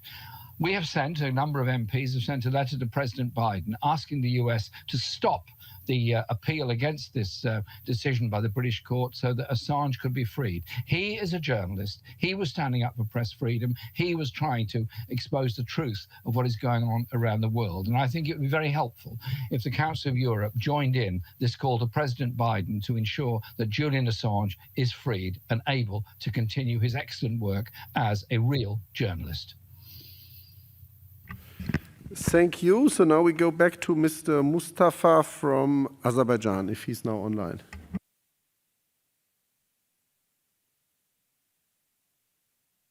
Thank you very much.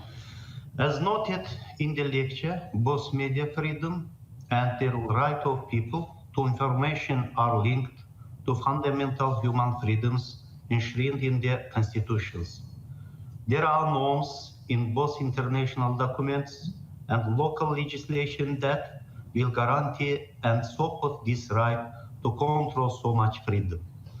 Freedom of the media begins with economic freedom. It is already a world reality that the phenomenon called the media economy has a guiding character in the market economy system.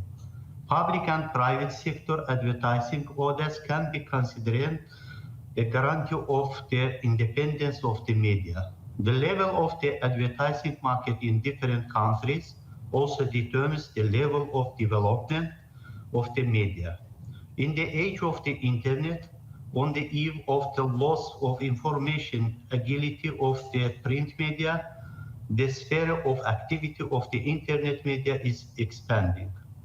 This raises the issue of media responsibility and leads to an increase in contradictions and disputes in the information space. On the other hand, the professionalism of the media is one of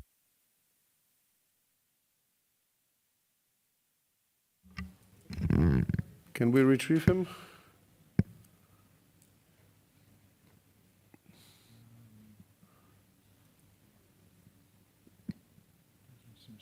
Okay, connection interrupted. I don't see the next two speakers, Mr. Pocha and Mr. Hunko, in the plenary. No, they're not here. Then the next speaker on my list would be Mr. Scott Smith from Canada. If he's there, I would give him the floor. Unless we could retrieve Mr. Mustafa. Then the floor goes to Mr. Scott Sims, please.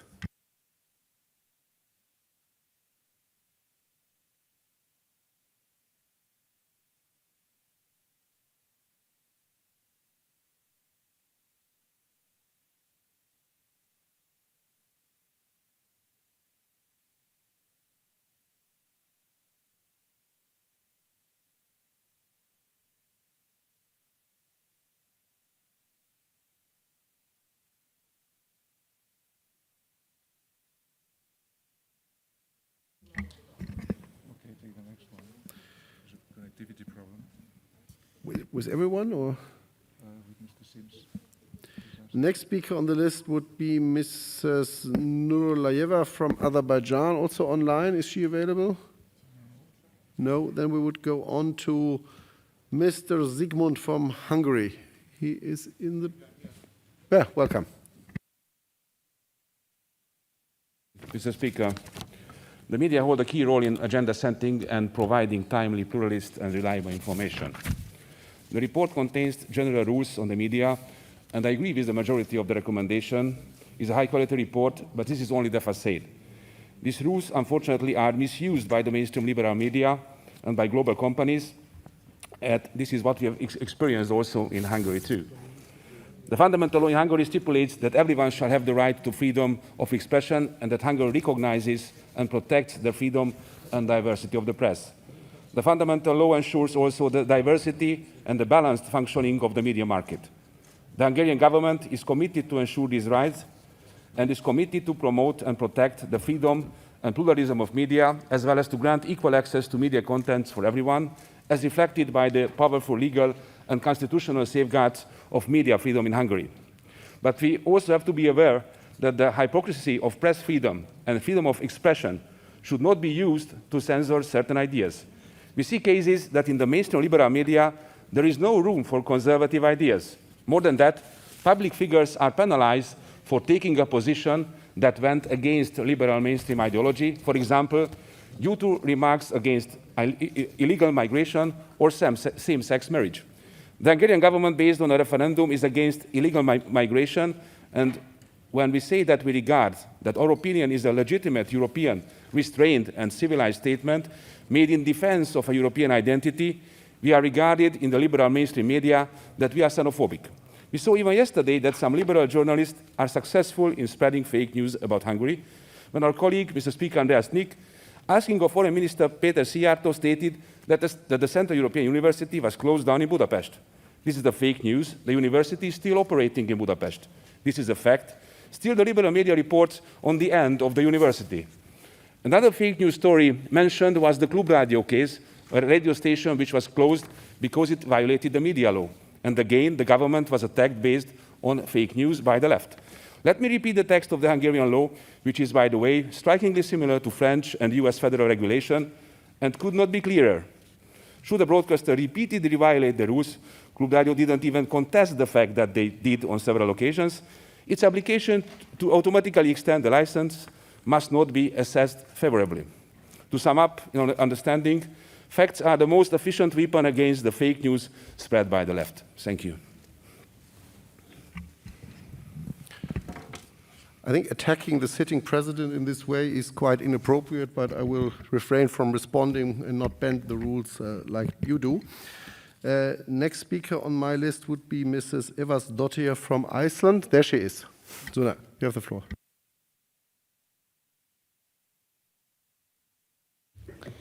Thank you, Mr. President.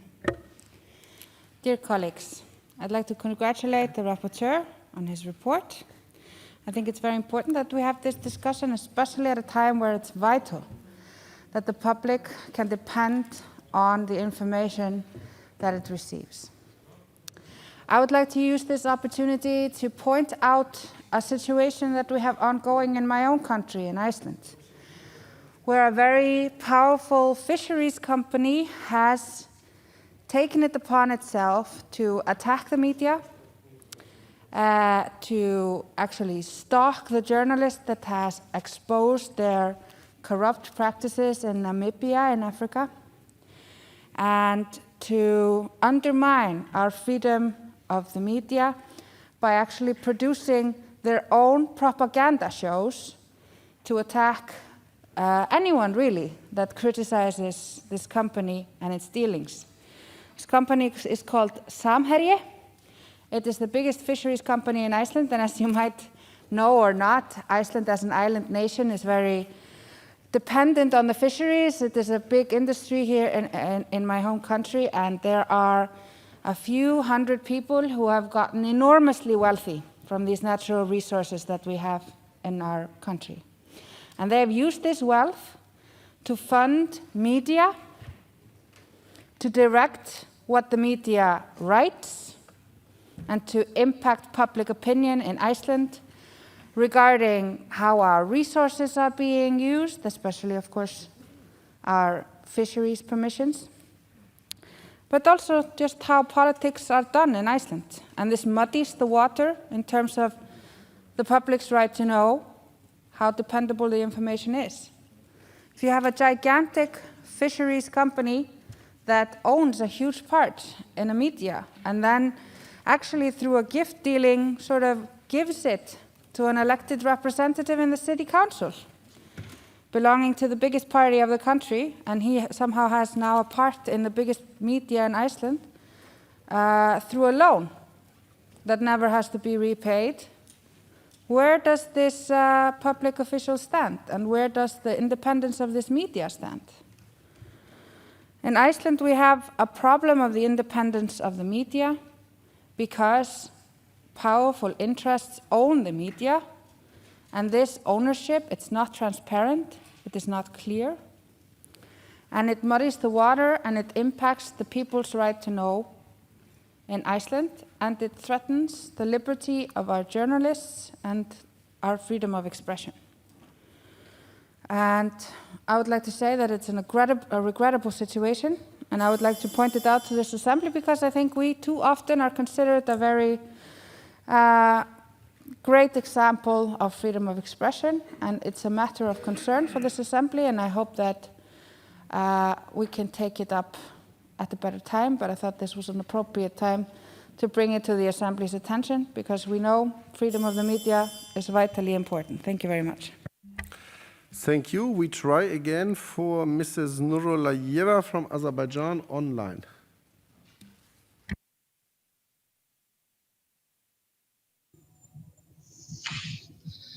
Thank you, Honorable President. Thank you, Mr. RAMPI, for presenting a very constructive report on this important issue, especially in digital age. As a parliamentary member, I find the media's role in providing timely, transparent, and accurate information for public use very crucial. I believe that media freedom, together with correct execution of people's right to know, can create a democratic society, driving people to actively participate in constructive debate, political elections, and other decision-making processes. Azerbaijani state supports every individual's right to information, free expression, and free speech. According to Article number 50 of the Constitution of the Republic of Azerbaijan, everyone had the right to seek, receive, prepare, and disseminate information legally. Moreover, internet in Azerbaijan is free of all restrictions and censorships, as well as is used by more than 80% of local population. Now let me once again relate the recent unfortunate incident that happened in Kelbejar, about which my colleagues informed you. Two of Azerbaijan's media representatives, Siraj Abushev and Maharam Ibrahimov, fell victim to mine explosion while exercising their right to collect and prepare information about one of our liberated lands, Kelbejar. The video footage they had filmed, however, was saved and enabled everyone, including international institutions, to witness the horror of mine terror committed by the Armenians in our territories.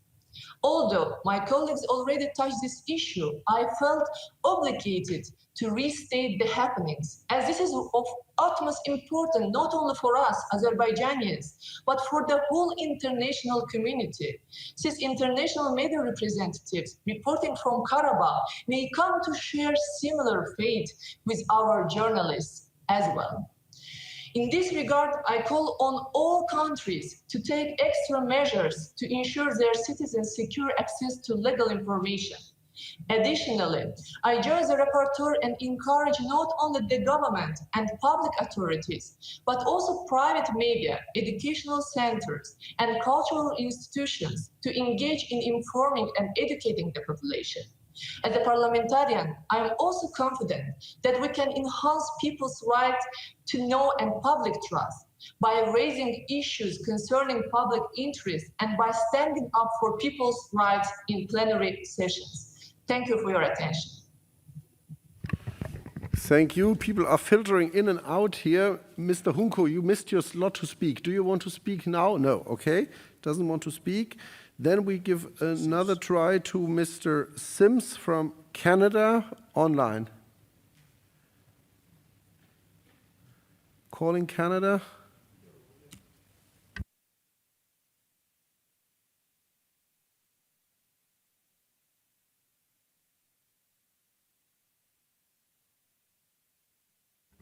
Okay, so I give the floor to the next speaker in the plenary, which is Mrs. de Timmerman from France. Thank you very much.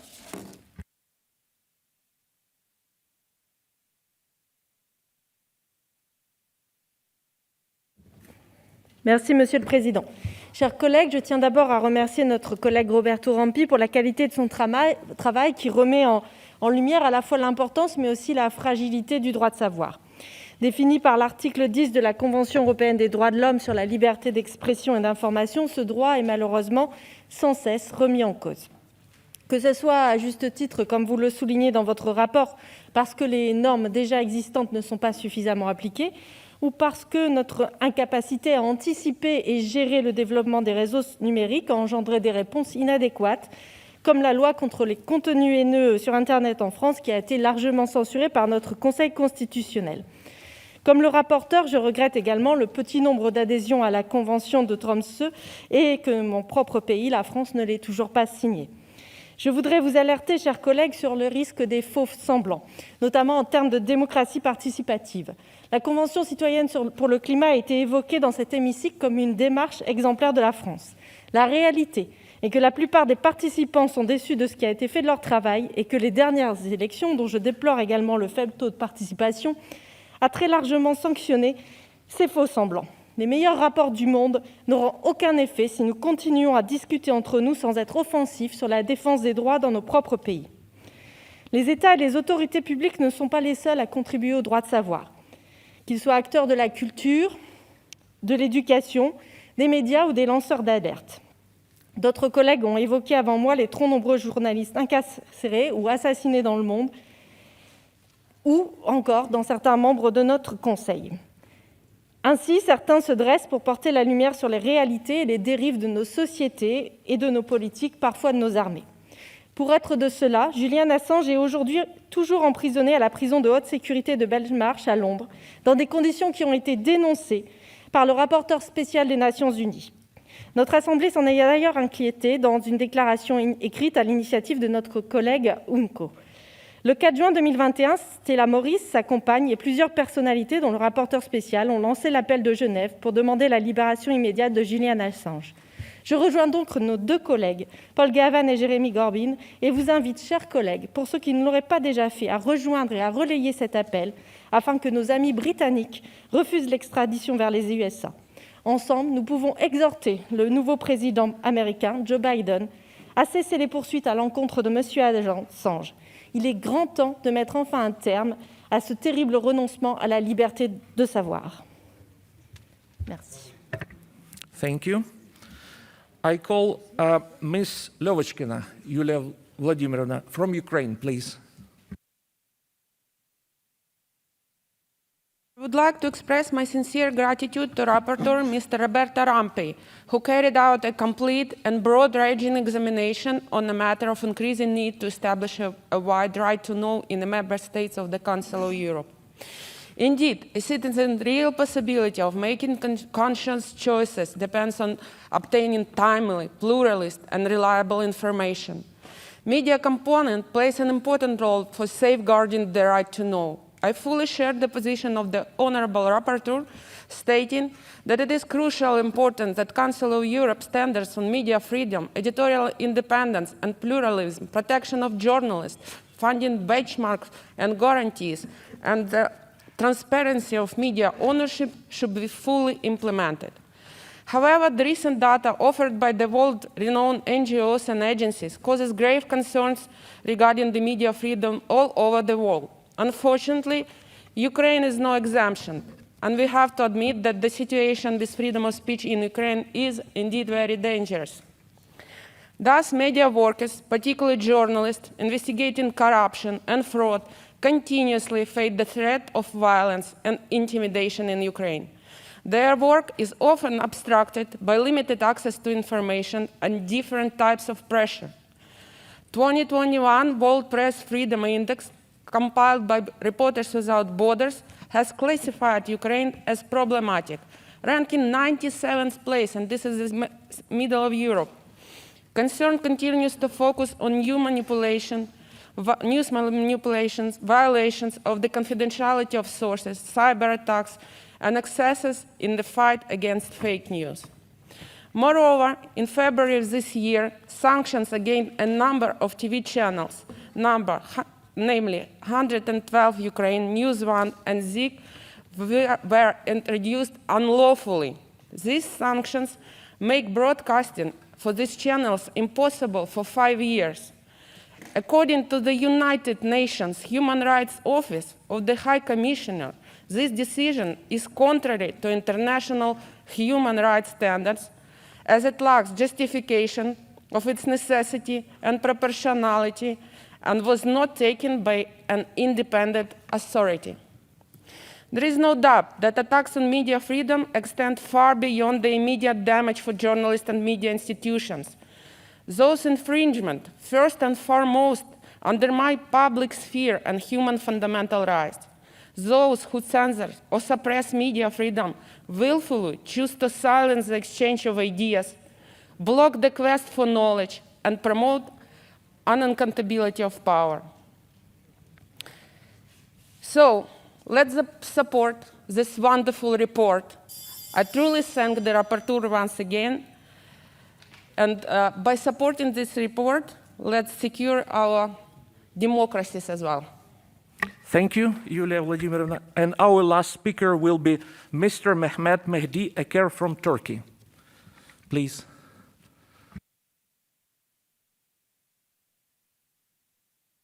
Thank you. Thank you, Mr. Chairman.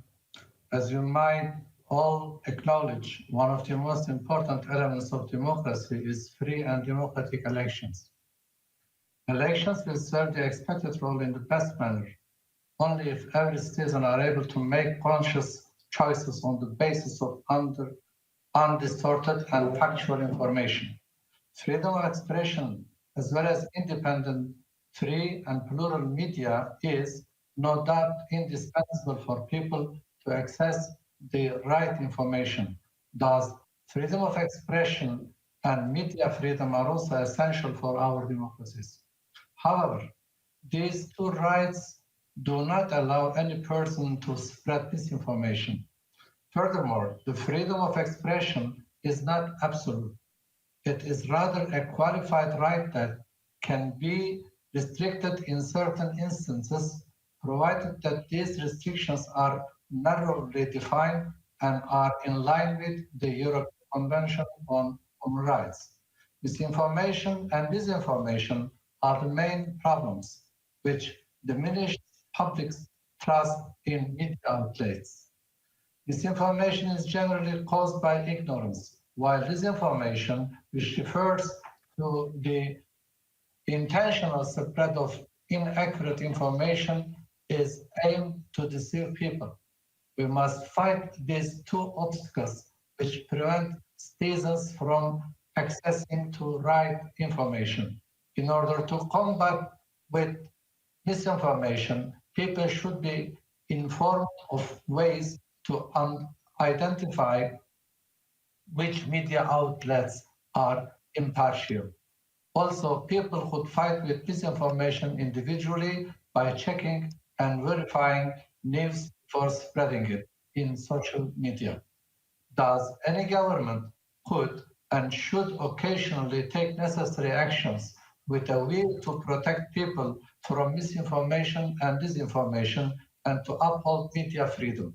These actions should not be considered as an interference into the freedom of the media. On the very contrary, it should be considered as a just and necessary step to protect this fundamental right.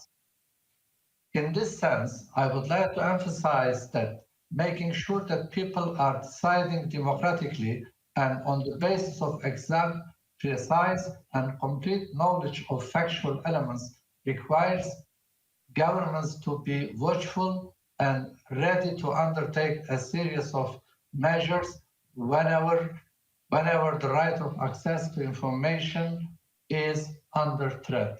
Thank you very much. Thank you. I must now interrupt the list of speakers. The speeches of members on the speakers list who have been present physically and remotely during the debate but have not been able to speak may be given to the table office for publication in the official report. I remind colleagues the typewritten text can be submitted electronically if possible, no later than 4 hours after the list of speakers is interrupted. So this concludes the list of speakers, and now I call Mr. RAMPI, Rapporteur, to reply. Mr. RAMPI, you have 3 minutes, please. Sì, grazie davvero Presidente. Innanzitutto vorrei ringraziare davvero tutti i colleghi, è stato emozionante accogliere così tanti apprezzamenti, ma devo dire che gli apprezzamenti non vanno a me, vanno a un gruppo di persone che hanno lavorato a questo rapporto, di esperti internazionali, di persone di tanti paesi che ci hanno dedicato anni, e vanno al nostro gruppo di lavoro in Commissione Cultura, ai nostri funzionari che hanno davvero messo intelligenza, cuore e competenza. Questa Assemblea parlamentare ha delle qualità che dovrebbero essere conosciute di più anche nei nostri Stati, perché può davvero aiutare le democrazie e i governi a lavorare con qualità.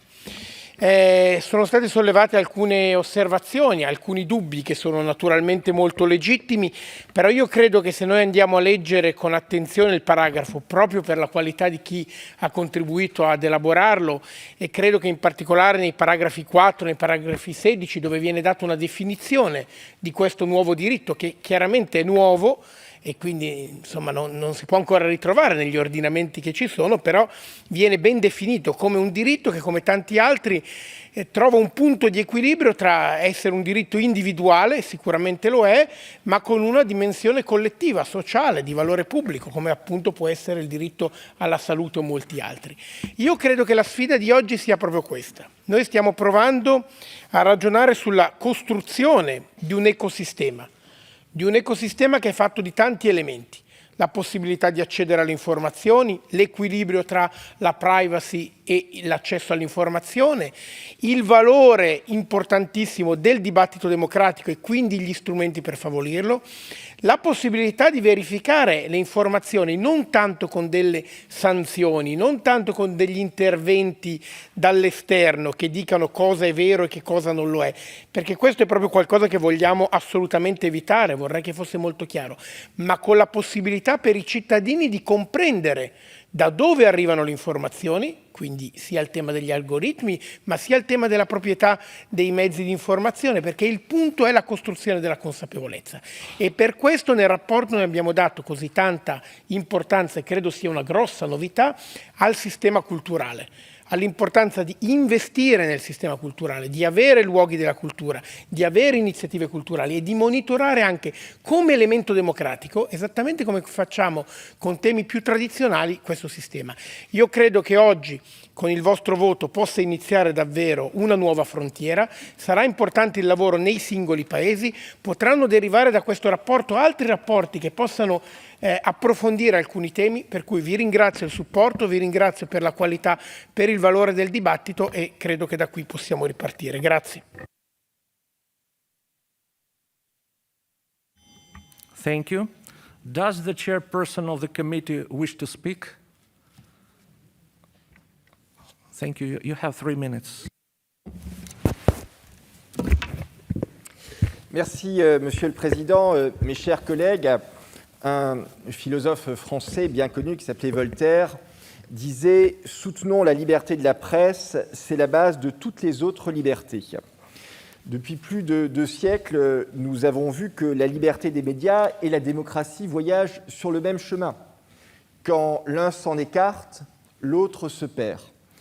Nous avons, au cours également des derniers siècles, multiplié les médias. Nous sommes partis de la presse écrite, depuis l'invention finalement de l'imprimerie avec Gutenberg, puis la radio, la télévision, et aujourd'hui, notre rapporteur, Roberto Rampi, l'a dit, eh bien, nous naviguons sur un nouvel océan, celui de l'océan numérique, celui des médias sociaux. Et nous sommes, de ce point de vue, passés d'une situation assez paradoxale. Il y a quelques décennies encore, nous n'avions pas assez d'informations, ou en tout cas des problèmes pour accéder à l'information. Et aujourd'hui, nous sommes passés à une situation où nous sommes noyés sous l'information. En quelques secondes, à travers nos smartphones, nous avons accès à des milliards d'informations provenant d'un peu partout sur la planète. Mais il y a aujourd'hui 2 problèmes, 2 enjeux.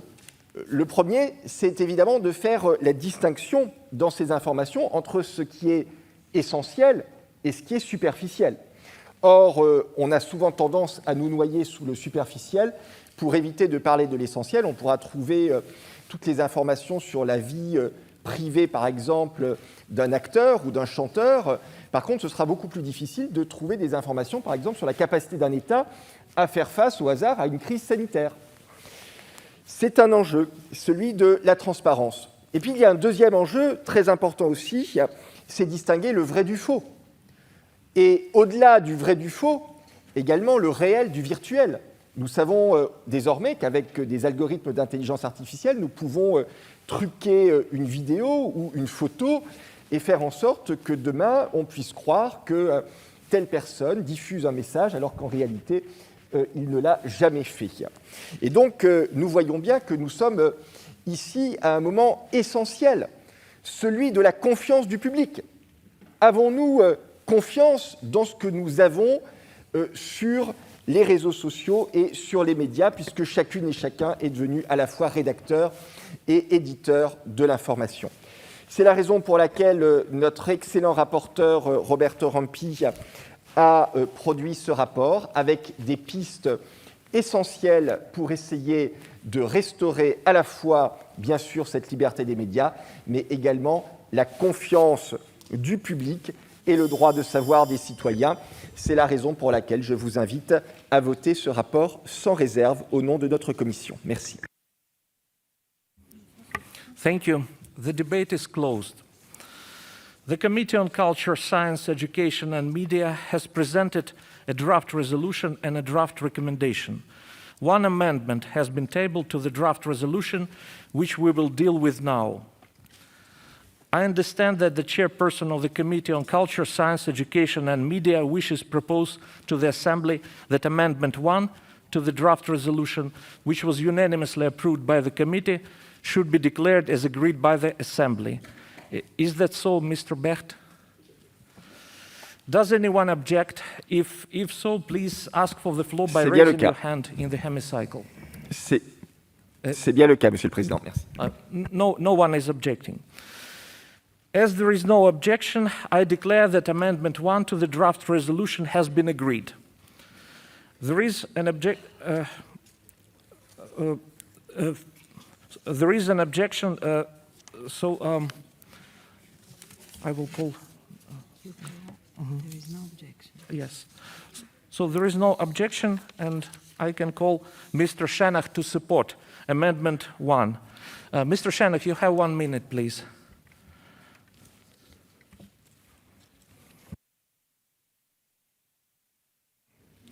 This amendment takes care that also the media, which have to support a lot, free medias are free of any pressure, any harassment, and I think this is very important. It was unanimously in the committee. Thank you. Does anyone wish to speak against the amendment? I cannot see such a person. So the committee unanimously accepted the amendment. I shall now put the amendment to the vote. Members present in the chamber should use the hemicycle voting system. Members participating remotely should vote using the remote voting system. The vote in the hemicycle and via remote voting is now open.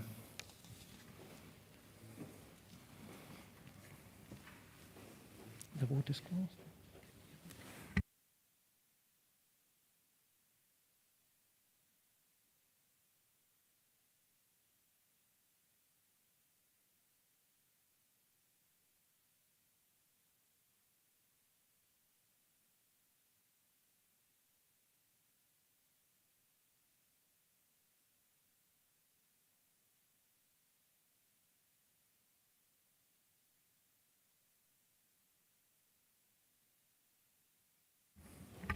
The vote is closed. I call for the result to be displayed.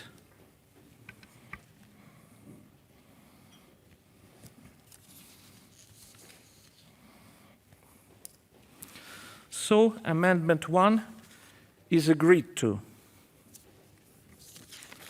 We will now proceed to vote on the draft resolution contained in document 15-308. 8. The vote is open.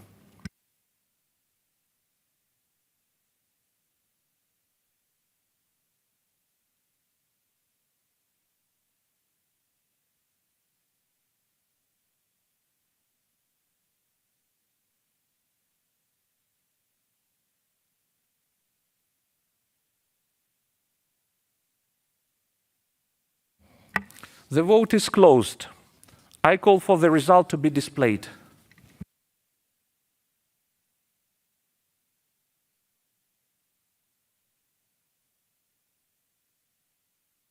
The draft resolution is adopted.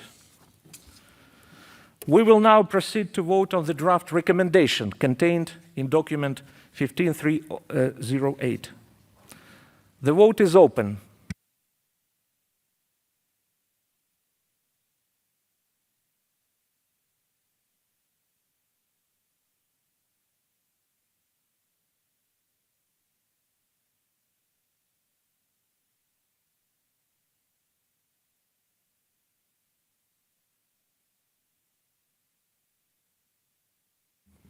The vote is closed. I call for the result to be displayed.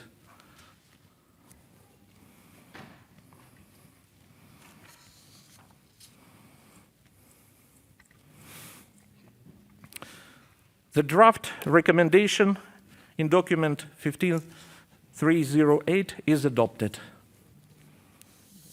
Thank you. Congratulations.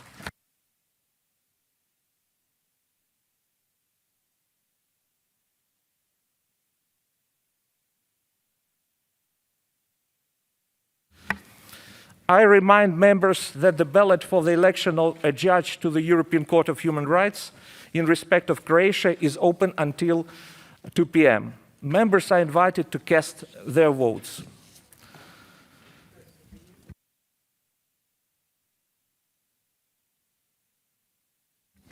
The next item of business this morning is the debate on the report titled COVID passes or certificates, protection of fundamental rights and legal implications, presented by Mr.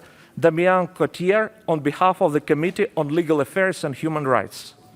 We shall also hear an opinion from Ms. Carmen Leit on behalf of the Committee on Social Affairs, Health and Sustainable Development. The debate must finish at 1 p.m., so I will interrupt the list of speakers at about 12:40 p.m. to allow time for the replies and the vote. The rapporteur has 7 minutes to present the report, and then we'll have a further 3 minutes to reply to the debate at the end.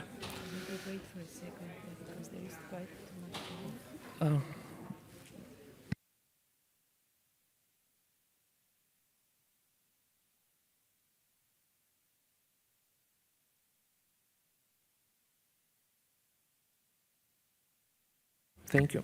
Mr. Cotier, you have the floor. 7 minutes, please.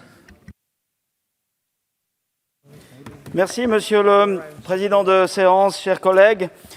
La pandémie de Covid-19 est toujours présente, mais un changement majeur est apparu, la vaccination, qui est prometteuse car les personnes vaccinées ont beaucoup moins de risques d'être infectées, de tomber gravement malades, beaucoup moins de risques aussi de transmettre le virus. Partant, on peut espérer que les personnes vaccinées soient exemptées de certaines restrictions qui ont laissé les lieux de vacances, Alors que l'été a débuté hier, on ne le voit pas aujourd'hui avec le temps qu'il fait ici à Strasbourg, mais l'été a débuté hier, c'est donc bienvenu. Et c'est d'autant plus bienvenu après des mois de restrictions qui ont laissé les lieux de vacances et de loisirs, les hôtels, les restaurants, les lieux culturels, mais aussi les salles de sport, par exemple, en grande difficulté. La pression sociale et économique pour rouvrir et reprendre une vie normale est énorme, elle est parfaitement légitime. Il faut que la vie reprenne le dessus autant que possible et aussi vite que possible. Mais nous savons bien que lever les restrictions trop rapidement pourrait aussi conduire à une nouvelle recrudescence de cas. Les gouvernements doivent donc procéder prudemment, même avec la vaccination en cours. On voit dans plusieurs endroits d'Europe actuellement, par exemple au Royaume-Uni, que le variant Delta entraîne une augmentation alarmante des cas dans un pays qui a pourtant l'un des taux de vaccination les plus élevés au monde. L'idée a fait son chemin ces derniers mois d'introduire un document qui prouve le statut sanitaire d'une personne et qui lui permette d'accéder à certaines prestations ou à certains lieux dont l'accès peut rester limité pour d'autres personnes. Dans ce débat, il y a quelques considérations importantes. Premièrement, même si le risque est fortement réduit, une personne vaccinée peut toujours être infectée et transmettre le virus. Elle n'est pas immunisée. Si elle voyage à l'étranger, elle peut ramener de nouveaux variants potentiellement plus dangereux ou transmissibles. Deuxièmement, si les données actuelles semblent indiquer un taux de transmission fortement réduit, nous ne savons pas encore avec précision à quel degré les vaccins protègent contre la transmission du virus, si tous les vaccins sont équivalents à ce sujet ou s'ils sont également efficaces contre les différents variants. Troisièmement, nous ne savons pas encore pendant combien de temps exactement les vaccins seront efficaces, même si les dernières données sont plutôt positives à ce sujet. Quatrièmement, enfin, et c'est peut-être l'élément central, tout le monde ne sera pas vacciné. Certains ne le peuvent pas pour des raisons médicales et d'autres ne le veulent pas. La vaccination n'est pas obligatoire et ne devrait pas le devenir. C'est la position de notre Assemblée qui l'a rappelé dans une résolution adoptée au mois de janvier. Le Covid-19 est une maladie mortelle hautement transmissible et la politique de santé doit continuer d'en tenir compte. De l'autre côté, les gouvernements ont le devoir de lever les restrictions aux libertés fondamentales si celles-ci ne sont plus proportionnées à la situation sanitaire effective. De nombreux États, ainsi que l'Union européenne, planifient l'introduction de passes Covid comme moyen auxiliaire de cette levée de restrictions. Plusieurs pays ont déjà introduit un tel certificat. D'importants problèmes juridiques et de droits de l'homme doivent donc être résolus. Certains sont relativement simples, les parlements sont là pour assurer qu'il y a une base juridique appropriée. On peut aussi résoudre les questions de protection des données particulièrement importantes pour les questions de protection des données médicales. Enfin, les certificats numériques peuvent être protégés contre les contrefaçons et c'est essentiel car le risque de contrefaçon est élevé. Les questions les plus complexes portent-elles sur la discrimination?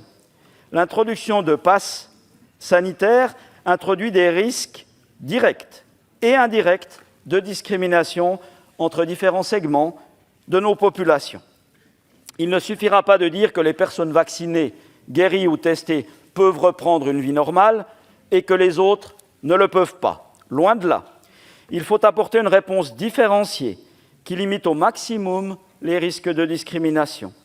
Quant aux services essentiels et aux services publics, ils doivent rester accessibles à tous. Mon rapport cherche à présenter les questions qui se posent et à suggérer des pistes. Toutes ces questions peuvent trouver des réponses appropriées. Elles nécessitent pour cela qu'on les analyse en détail, avec nuance, et qu'on recherche les bons équilibres, en tenant compte toujours du contexte national et notamment du contexte sanitaire actuel. Un point qui me semble important est de veiller à ce que ce pass soit accessible non seulement aux personnes vaccinées, mais aussi aux personnes guéries ou testées. Ceci afin de ne pas introduire une sorte d'obligation indirecte de vaccination. Il faut aussi que l'accès aux tests ne constitue pas une barrière excessive, notamment au plan financier si les tests sont trop onéreux. Il y a là des obligations essentielles pour les États, mais c'est aussi une question politique. Il faut éviter de diviser nos sociétés. Or, des différenciations trop marquées entre catégories de population heurteraient le sentiment d'équité. Méfions-nous aussi de l'introduction de systèmes de passes coûteux s'ils ne peuvent être utilisés que pendant une courte période. Cela pourrait détourner des ressources financières importantes d'autres mesures efficaces de lutte contre la pandémie. Enfin, veillons à ce que ce système soit conçu pour une courte durée, car qui souhaiterait vivre durablement dans une société où il faudrait certifier de son état de santé pour accéder à des services quotidiens. Monsieur le Président, chers collègues, je me réjouis que la Commission des affaires sociales et de la santé soutienne le projet de résolution de la Commission des affaires juridiques. Je peux me rallier à la quasi-totalité de ces amendements qui apportent des précisions utiles. Je n'ai de réserve que sur l'amendement 4, qui introduirait une liste partielle de motifs de discrimination qui ne correspond pas aux instruments internationaux existants et qui est sur certains points imprécise. D'un point de vue juridique, ces carences pourraient être problématiques, raison pour laquelle je proposerai un amendement oral pour trouver une formulation qui permette de nous retrouver. Je remercie le secrétariat de la Commission pour son appui essentiel, et cela dans des délais très brefs. Nous avons eu moins d'1 mois pour réaliser le rapport et le remettre à la Commission. Le rapport s'appuie aussi sur le travail de la secrétaire générale du Conseil de l'Europe et ses comités d'experts sur la bioéthique et la protection des données. Vous l'avez compris, mon rapport vise à donner des pistes de réponse aux nombreuses préoccupations liées à ce moyen de lutte contre la pandémie. Il ne plaide pas pour ou contre les passes Covid. Il admet qu'ils seront utilisés, qu'ils peuvent être, qu'ils le sont déjà probablement. Il faut veiller à ce qu'ils soient utilisés en toute sécurité et dans le respect des normes en matière de droits de l'homme. Le rapport appelle donc tous les États membres à s'assurer que leurs décisions sont correctement réfléchies et justifiées, les conséquences sociales anticipées et les bons équilibres recherchés. Je vous remercie de votre attention. Thank you, Mr. Katia. I now call Ms. Leiter, Rapporteur of the Committee on Social Affairs, Health and Sustainable Development, to present the committee's opinion, please. Gracias, presidente. A día de hoy, creo que la mayoría de esta Asamblea estará de acuerdo en que hay buenas razones para que los pases COVID se implanten en nuestros países, siempre respetando los derechos humanos.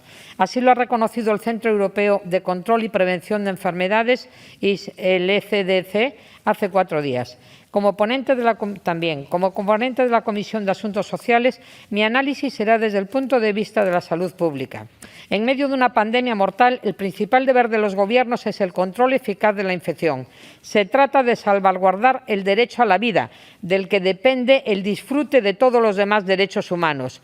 Pero también lo es el garantizar que nuestras economías, que tanto han sufrido en los últimos 16 meses, puedan reactivarse de forma segura, sin sobrecargar nuestros sistemas sanitarios o poner en peligro nuestro derecho a la salud. Es cierto que la pandemia aún no ha llegado a su fin, ni en Europa, ni mucho menos a nivel mundial, pero a día de hoy ya disponemos de herramientas eficaces para su control, diferentes vacunas, mejores tratamientos, EPI suficientes y el conocimiento cada vez más certero de que quienes han sobrevivido a una infección COVID mantendrán la inmunidad celular de por vida. Todo esto abre la puerta a la esperanza. Sin embargo, no todo es color rosa. Aunque veamos la luz al final del túnel, las variantes del virus como la Delta aumentan la incertidumbre al ser más contagiosas y capaces de sortear la inmunidad.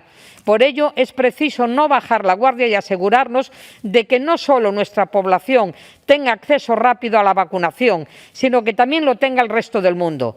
Como se ha dicho a menudo, ninguno de nosotros estaremos a salvo hasta que todos lo estemos. Por ello, no debemos quedarnos satisfechos con los pases COVID, sino que debemos priorizar la solidaridad internacional para superar la pandemia en todo el mundo, cumpliendo la resolución 2361 aprobada en el 2021 de nuestra Asamblea para que las vacunas COVID se apliquen plenamente. Una rápida vacunación mundial es la única manera de vencer a este virus. Quiero recordar que el acuerdo sobre los pases COVID votado en el Parlamento Europeo cumple criterios importantes, como que es limitado en el tiempo, cumple los requisitos de protección de datos, puede ser invalidado por cualquier Estado miembro si su situación epidemiológica empeora y además no es la única forma de viajar, ya que se siguen aceptando las pruebas de PCR. En otras palabras, me parece una buena base para inspirar también a otros países. Serán una ayuda importante junto con las PCR para favorecer la movilidad y reactivar la economía. No podemos pensar que son una carta blanca y que el virus ya no existe. Por supuesto, todas las medidas de protección individual y colectiva recomendadas en cada país seguirán siendo necesarias y deberán ser respetadas plenamente por todos. Este informe ha sido aprobado por la Comisión de Asuntos Sociales, de Salud Pública y Desarrollo Sostenible.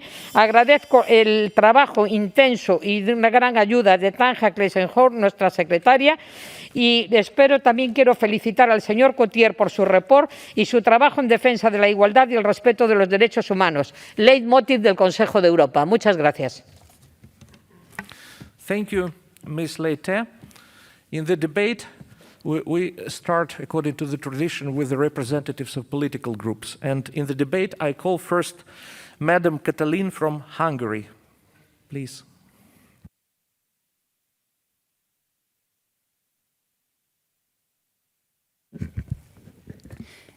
Merci, Monsieur le Président, chers collègues. Bien qu'un certificat puisse contribuer à lever les restrictions, la vraie solution à la pandémie est la vaccination de masse. Par conséquent, l'objectif principal des autres États membres devrait également être intensifier la campagne de vaccination.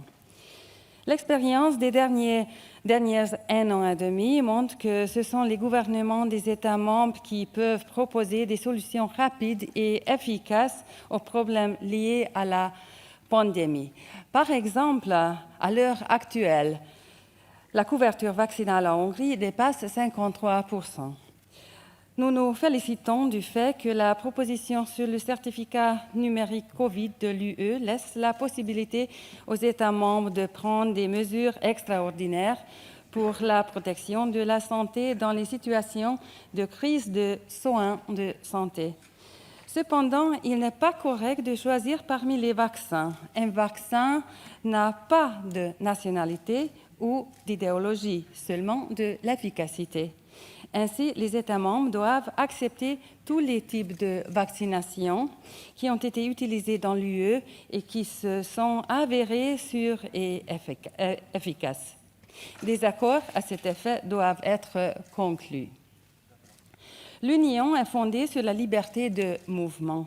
Cela doit être garanti à nouveau aux personnes immunisées contre le coronavirus. La question des certificats de vaccination concerne la protection des données personnelles, puisque le fait d'être vacciné est une donnée de santé liée à la personne concernée, alors que la carte est présumée d'être un document délivré par un organisme autorisé contenant des informations pertinentes relatives à ces données. Par ailleurs, en ce qui concerne l'enjeu des droits fondamentaux et les certificats de vaccination, la question principale se pose de savoir s'il existe une restriction ou une discrimination aux droits fondamentaux concernant les personnes qui ne sont pas titulaires de certificat de vaccination. À la restriction est prononcée afin de faire respecter d'un autre droit fondamental ou de protéger une valeur constitutionnelle, dans la mesure strictement nécessaire proportionnellement au but d'atteindre, tout en respectant le contenu essentiel du droit fondamental. Merci. Thank you. I call Mr. George Katrougalis from Greece, and after him will be Madam Marietta Karamanli from France. Please, Mr. George Katrougalis. Mr. Katrougalis couldn't be here, so I will speak for the United European Left. Okay, please, you have a floor. Okay, vielen Dank, Herr Präsident. Liebe Kolleginnen und Kollegen, ich glaube, dass diese Versammlung in Bezug auf all die Auswirkungen im Zusammenhang mit der Corona-Krise sehr gut und sehr frühzeitig reagiert hat. Wenn man mal zurückblickt, die sehr frühzeitig einen Bericht zu den Maßnahmen, zu den Auswirkungen auf Menschenrechte, aber auch schon im Januar auch zur Frage der Freiwilligkeit der Impfung, der Patente und so weiter und so fort. Ich glaube, dass dieser Bericht sich in diese Tradition einreiht. Ich glaube, dass das ein guter und auch ein sehr zeitgemäßer Bericht ist. Ich will einige Punkte besonders hervorheben, die in diesem Bericht drin sind. Zum einen, dass Impfpässe nicht dazu führen dürfen, dass es eine indirekte Impfpflicht gibt, also Punkt 10 und 13.3.8 dieser Resolution.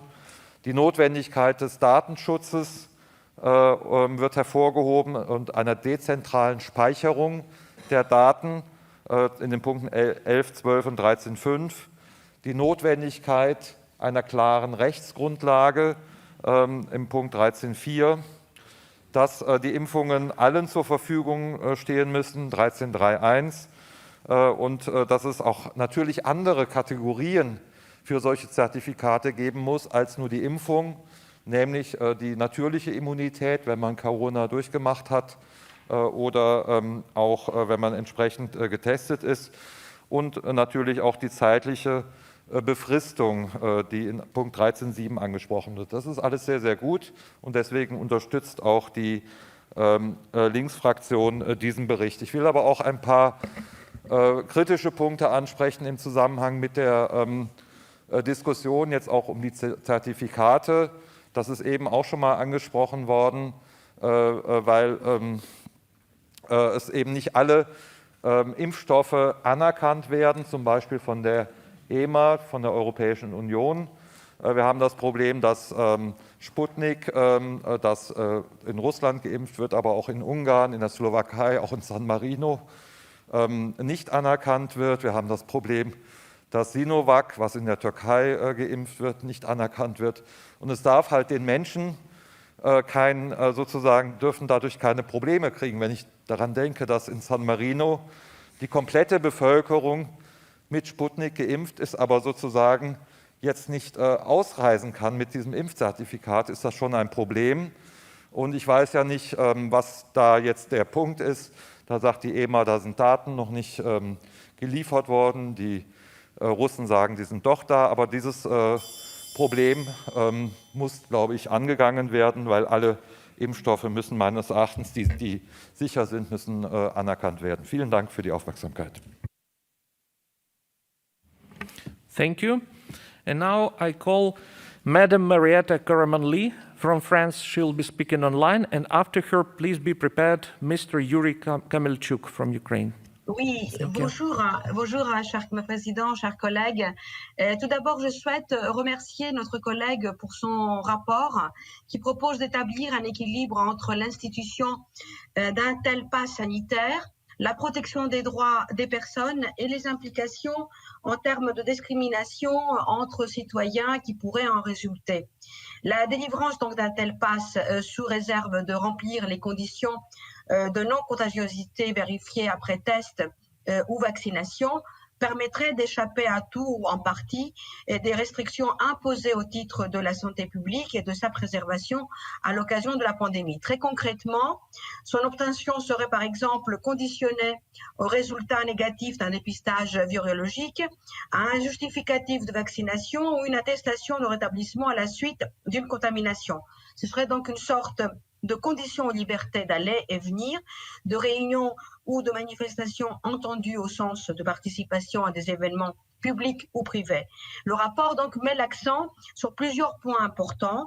D'une part, il pointe le risque de discrimination qui ne serait ni justifié ni proportionné. Et d'autre part, il rappelle les incertitudes nées de la science médicale, de la nécessité des données, nécessité de privilégier la protection de la santé de façon égale. Et je souhaiterais faire trois observations. La première concerne la mise en place d'un tel dispositif qui utilisera de façon automatisée des données personnelles, la plupart du temps numériques. Il est indispensable que l'on connaisse les garanties qui s'attacheront à la protection de ces informations personnelles et confidentielles et de leur utilisation, y compris par des tiers. La question de l'accès aussi du type d'information médicale accessible, la durée de la conservation, la limitation de leur usage doivent être garanties et placées sous le contrôle d'une autorité indépendante, un juge.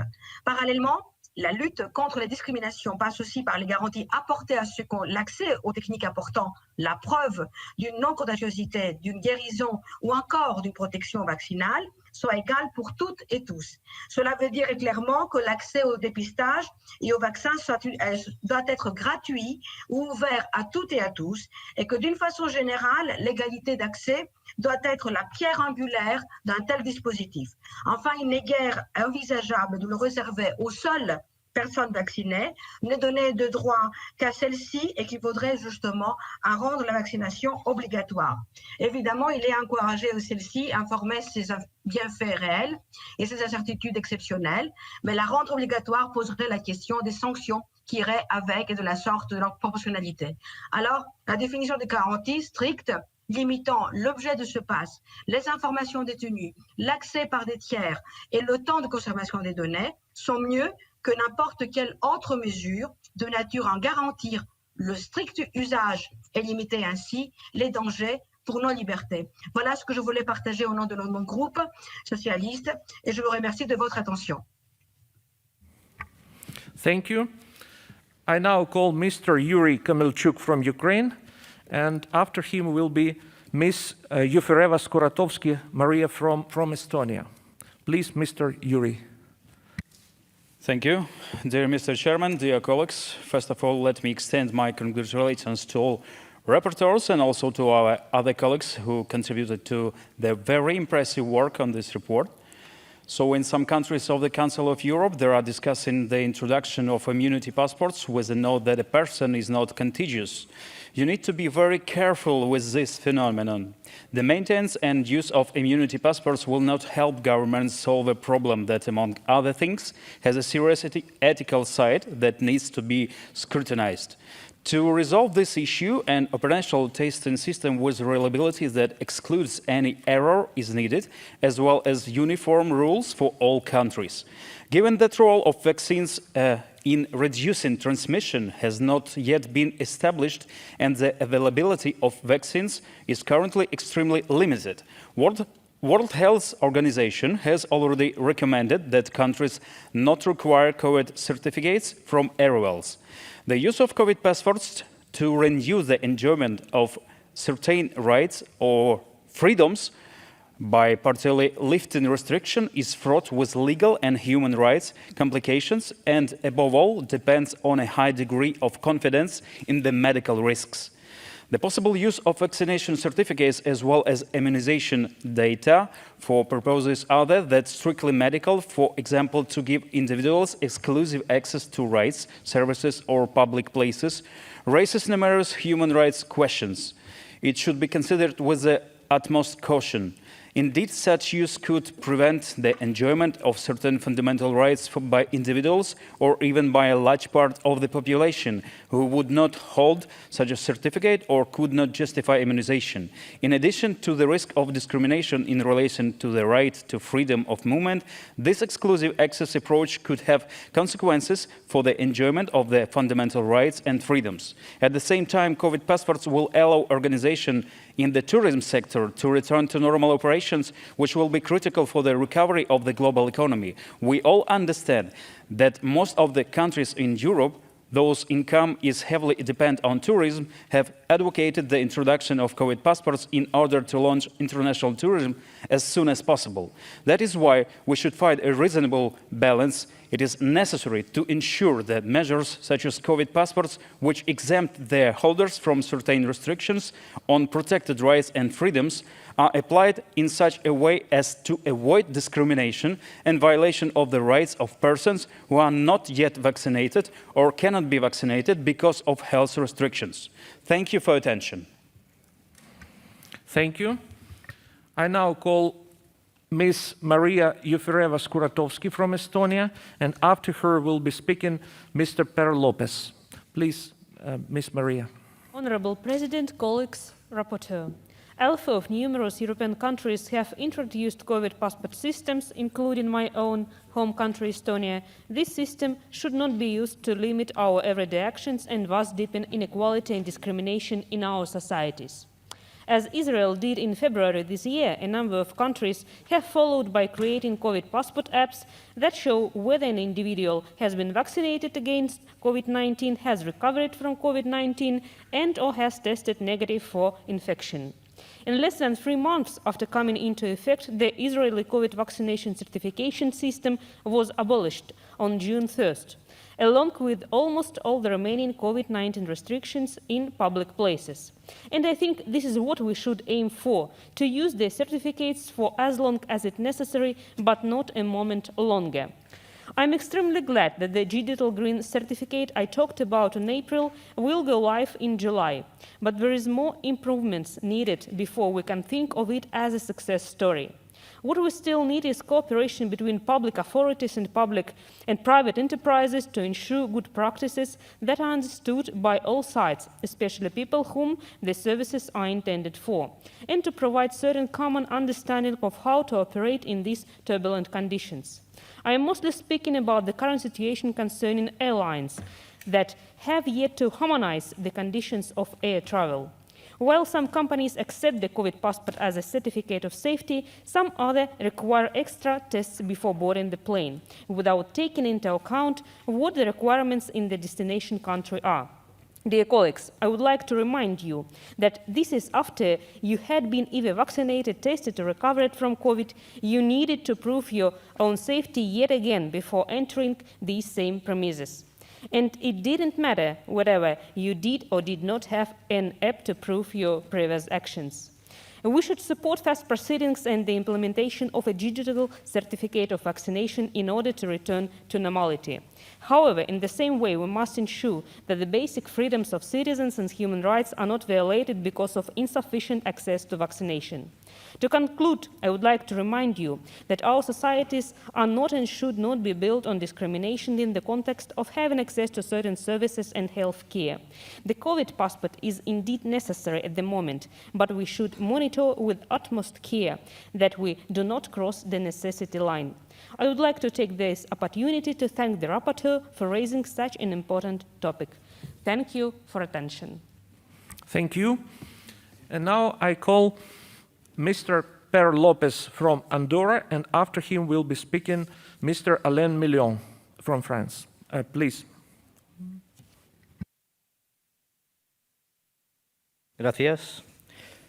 Quiero en primer lugar felicitar al rapporteur Damien Cotier y a la rapporteur por opinión, a la señora Carmen Leite, por el excelente trabajo que han realizado. Y además por llevar a debate un tema tan actual como es el de la pasaporte COVID.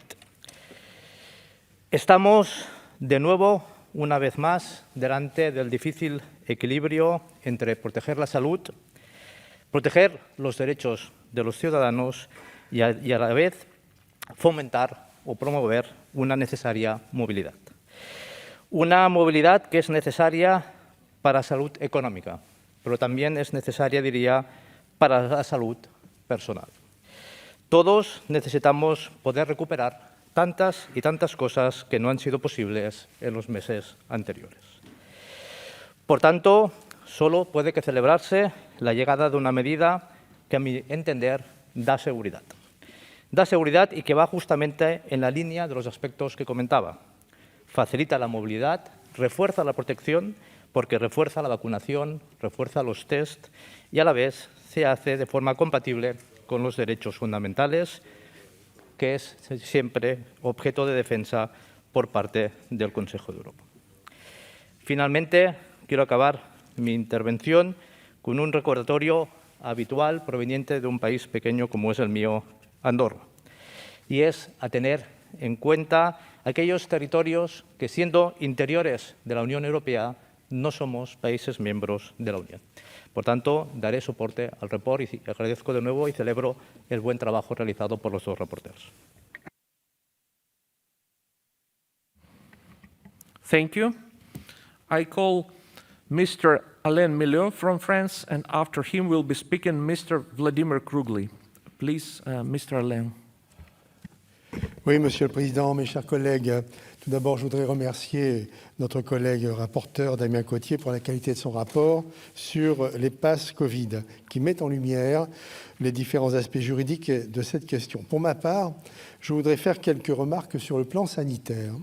La délivrance d'un passeport Covid doit attester qu'une personne, qu'elle a été vaccinée contre la Covid, qu'elle s'est rétablie après avoir contracté la maladie ou qu'elle a obtenu un résultat négatif après un test. Ainsi, il n'est pas créé de manière indirecte une obligation vaccinale, ce qui est satisfaisant pour permettre de respecter les choix et les croyances de chacun. En effet, il me semble que la vaccination doit être encouragée et non imposée, comme le demandait notre Assemblée en avril dernier. Toutefois, ces trois éléments de preuve présentent chacun des incertitudes quant à leur efficacité à garantir que l'individu porteur du pass Covid n'est pas contagieux. En effet, un test peut être plus ou moins fiable selon qu'il s'agisse d'un test antigénique ou d'un test PCR. De plus, il ne fait que donner une indication sur une situation antérieure ou présente et peut évoluer par la suite.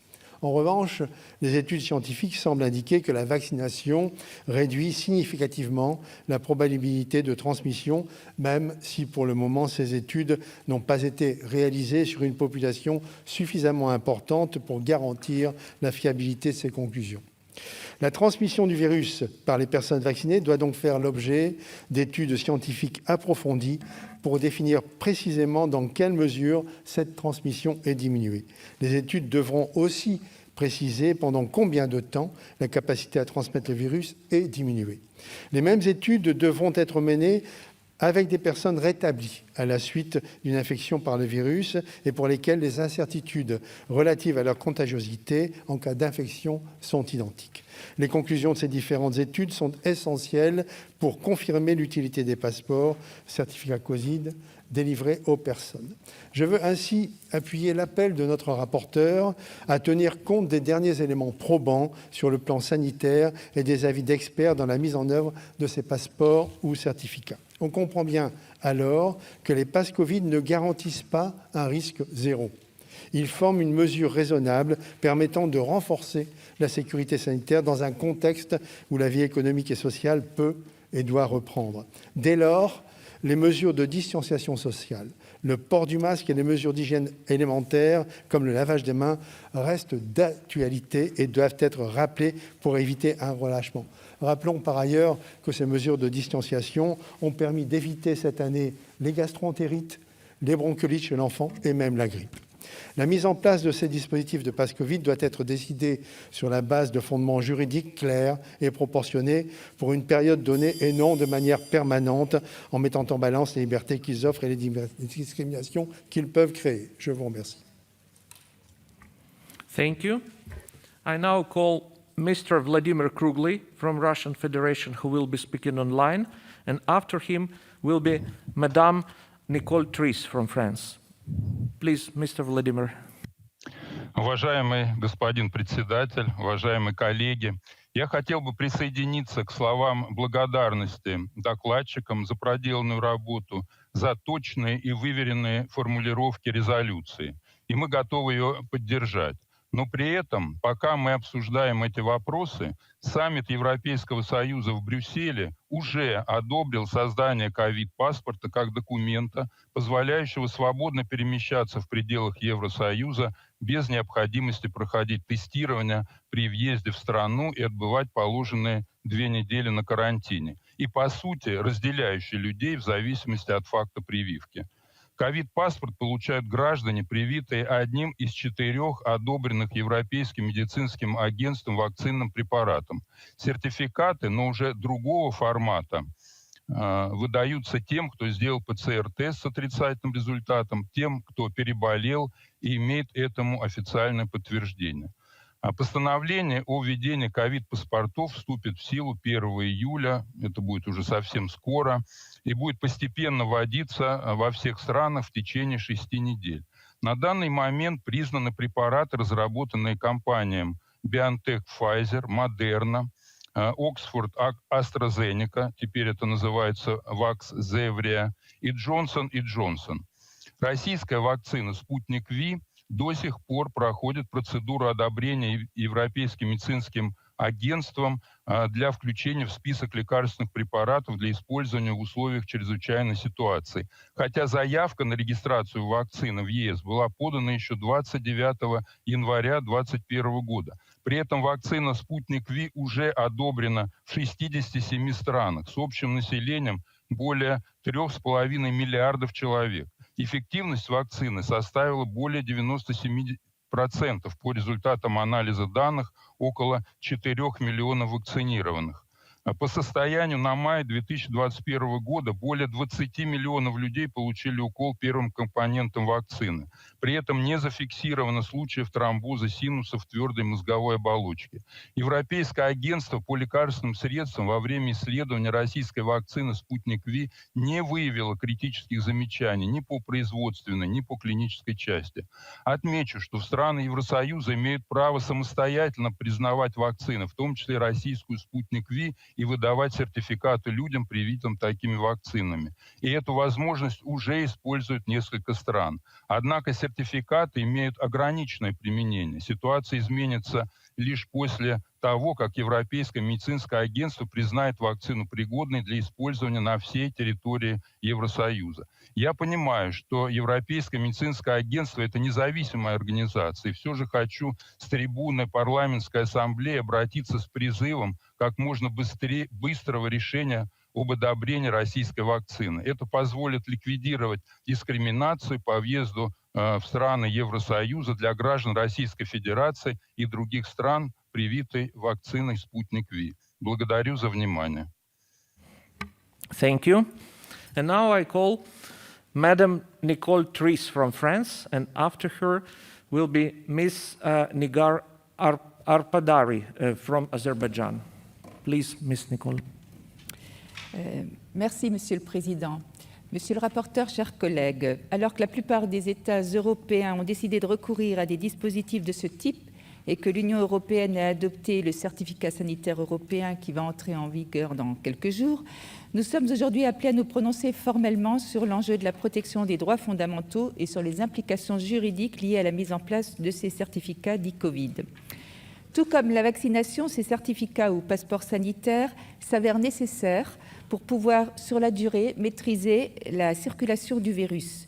De ce point de vue, ils doivent être avant tout conçus et perçus comme un moyen de reconquête des libertés. Et il me semble important d'insister sur cet aspect, alors qu'ils sont trop souvent présentés à tort comme une menace contre les libertés. Néanmoins, comme le souligne notre rapporteur dans son excellent travail, les défis posés par ceux-ci sont essentiels, voire existentiels. Par les informations qu'ils contiennent, ils portent en germe le spectre d'un traitement discriminatoire que seule une justification objective et raisonnable peut légitimer au regard de la Convention des droits de l'homme. Même si nous sommes désormais nombreux à être vaccinés ou à pouvoir bénéficier de tests, force est de constater qu'aujourd'hui encore, tout le monde n'est pas sur le même pied d'égalité, sans compter que plusieurs vaccins, certains vaccins en tout cas, tout comme certains tests, sont sujets à caution. En outre, il nous faut être vigilants sur le contour de ces certificats. En effet, ce sont les modalités de protection et de conservation de données personnelles, les supports privilégiés et les risques de fraude associés qui peuvent susciter des difficultés et qui doivent retenir notre attention car nous sommes garants des libertés publiques. À cet égard, je crois sincèrement que le certificat sanitaire européen, tout comme le pass sanitaire instauré en France par la loi du 31 mai 2021, représente de bons exemples de dispositifs limités au strict nécessaire. Le premier est destiné à rétablir la libre circulation au sein de toute l'Union européenne. Il est délivré gratuitement, il comporte un QR code pour prévenir les fraudes et il évite ainsi les mesures de quarantaine ou de tests obligatoires aux frontières. Le second contient à la fois ce certificat Covid européen pour les déplacements internationaux, mais permet aussi d'assister à certains événements impliquant de grands rassemblements de plus de 1000 personnes, tels que les concerts. Il bénéficie également d'une forme de QR code et se présente sous format papier ou numérique qui peut être stocké via une application intitulée « Tous anti-Covid ». Cela étant, libre à vous d'avoir ou pas un certificat de ce type. Dès lors qu'il ne s'impose pas pour la majorité des actes de la vie quotidienne et qu'il permette de retrouver le goût de certains plaisirs collectifs, comme c'est le cas par exemple des concerts en France, ces certificats ou passeports Covid répondent totalement à leur vocation, sans porter atteinte aux droits et libertés de nos concitoyens. Ils ne sont sans doute pas la solution idéale, mais ils ont le mérite d'exister et de permettre un retour à une certaine normalité. En la matière, le virus nous force à l'humilité. Nous ne savons pas quand notre vie redeviendra comme avant. Aussi, c'est pour cette raison que je voterai cette résolution qui vraiment pose des jalons et des garde-fous bien utiles, et je la voterai sans réserve, et je remercie le rapporteur pour son analyse approfondie sur ce sujet majeur. Merci. Thank you. I call Ms. Nigar ARPADARAI from Azerbaijan, and after her, please be prepared, Mr. Hajdukovic from Croatia. Please. Dear colleagues, the world is fighting with COVID-19. Humanity is seeking for ways to go back to normality, and vaccination is considered to be the essential way to reach this goal. My country, Azerbaijan, has responded to the crisis very quickly and is tackling it very well. Today's discussion on COVID passports is very timely and important. In my humble opinion, introduction of COVID passports should pass through heavy and tough scrutiny, as it is almost certain to have very serious implications well beyond COVID pandemic as such. I want to remind you that a very normal thing for us today, a travel document, a passport and a visa, were rare just a century ago. People did not have to carry around passports to travel as much they do now, less so with visas. During the World War I, many countries introduced passport and visas as a temporary security measure. It is necessary against spies, they were saying. It is the only way to keep people safe, they were saying. Years passed, and by 20th century, we came not only to passports and visas, we came to Iron Curtain and Cold War. In USSR, where I was born, in order to travel outside, Soviet citizens did not only need a passport, they also needed an entry visa and an exit visa. These temporary passport and visas that were introduced for good became part of our lives.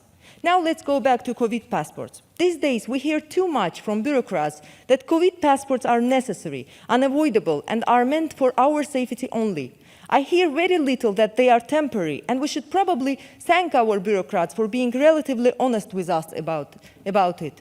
We are being poked, incentivized, and marketed into getting COVID passports. Introduction of COVID passports without actual need and reasonable justification, without careful consideration and balancing of medical and human rights issues is not a good step. COVID passports are presented as an unfortunate but necessary measure.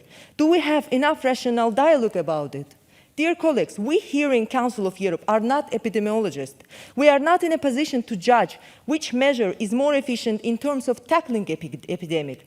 I'm quite confident that a piece of paper or electronic certificate is not in top list of such measures. I assume that efficient therapies, educating about correct behavior in times of pandemic are much more important and efficient in tackling the illness.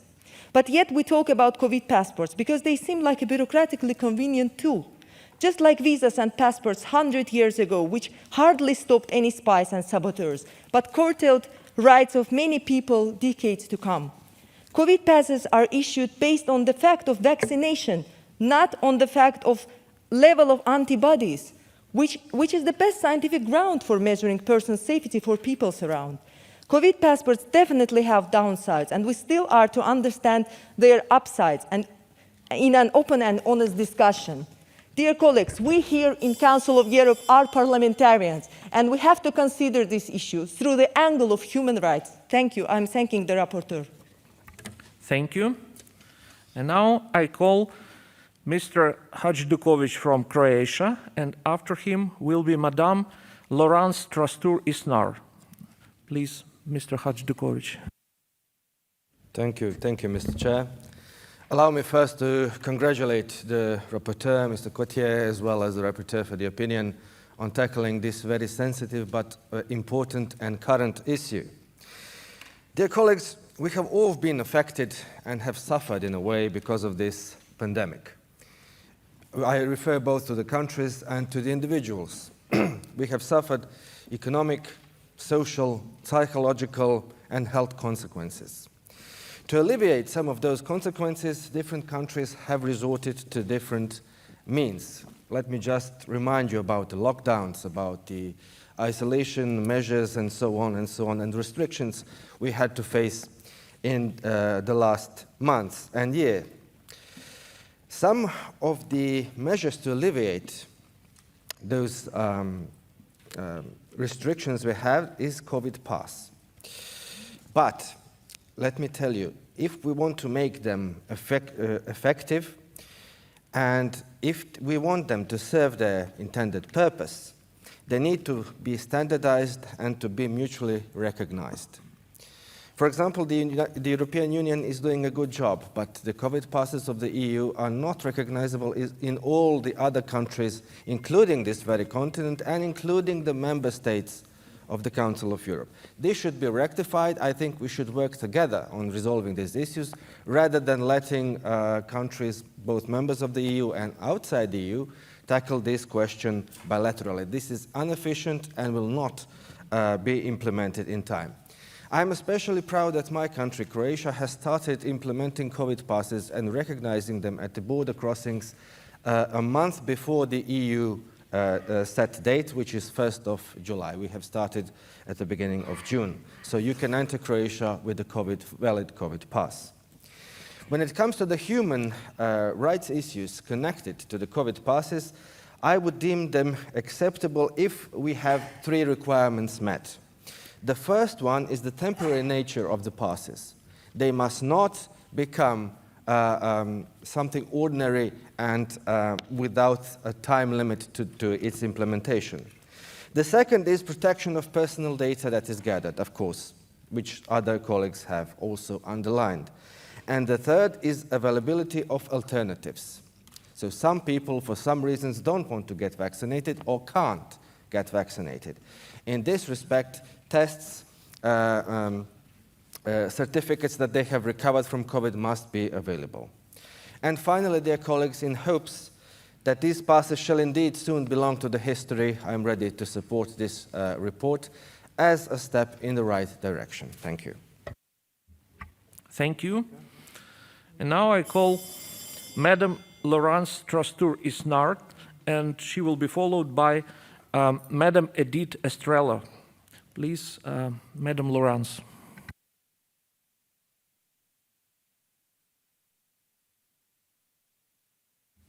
She will be speaking online.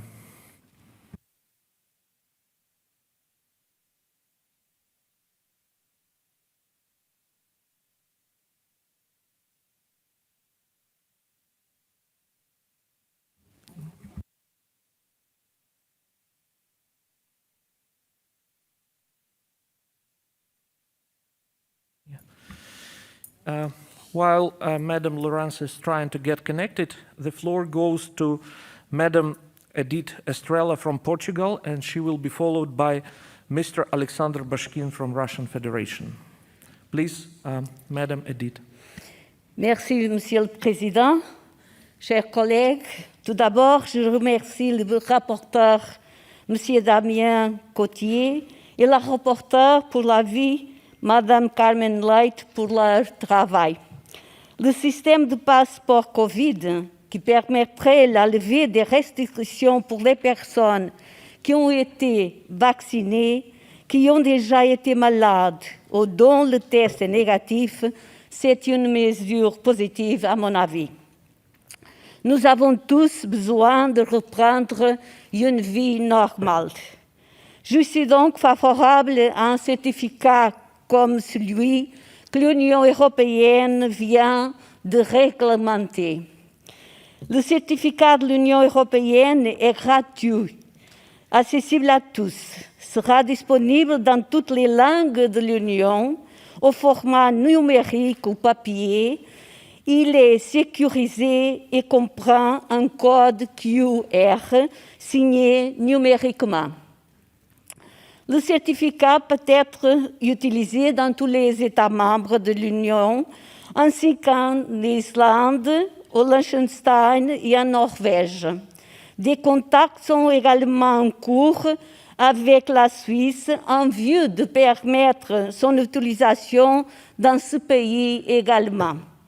Le laisser-passer est utile sans aucun doute, mais je suis d'accord qu'il faut prévenir certains risques. C'est pourquoi je soutiens ce que le rapporteur propose dans son projet de résolution. Je soutiens les recommandations aux États membres en vue de veiller à ce que tout le système de passe Covid repose sur un fondement légal clair et que tout système de passe Covid soit pleinement conforme aux normes du Conseil de l'Europe en matière de protection des données et de respect de la vie privée. Il faut prendre des mesures adéquates pour prévenir la contrefaçon en tout autre usage abusif pénalement répréhensible des passes Covid, conformément aux normes établies dans la Convention du Conseil de l'Europe sur la contrefaçon des produits médicaux.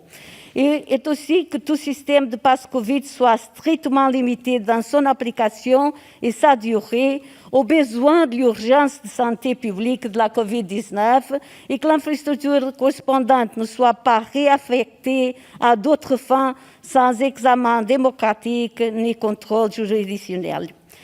Il faut dire que le certificat de l'Union européenne ne contiendra que les informations strictement nécessaires, telles que le nom et la date de naissance du titulaire, l'État membre de délivrance et un identifiant unique, parce que les informations contenues dans le certificat comprennent des données médicales sensibles au niveau de la protection extrêmement élevée sera garantie. C'est pour tout ça que je suis favorable à un pass Covid qui facilite la circulation des personnes et l'accès aux espaces commerciaux et culturels. Merci.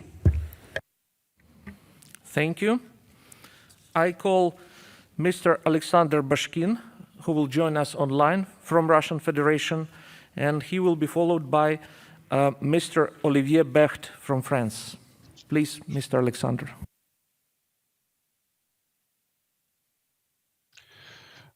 Благодарю вас, господин председатель, уважаемые коллеги. Чтобы процесс внедрения паспортов был корректным, для их введения нужна твердая основа. Наличие легко доступного тестирования и желательно бесплатной вакцины. Что касается самих паспортов. Что должно в нем содержаться помимо персональных данных? Это и сведения о состоянии иммунной системы человека, о перенесенных им инфекционных заболеваниях и о проведенных исследованиях напряженности иммунитета. Кроме того, данные о проведенных вакцинациях и реакциях на них, сведения о группе крови и резус-факторе. В иммунный паспорт следует включать сведения о наличии аллергических реакций и перечень аллергенов.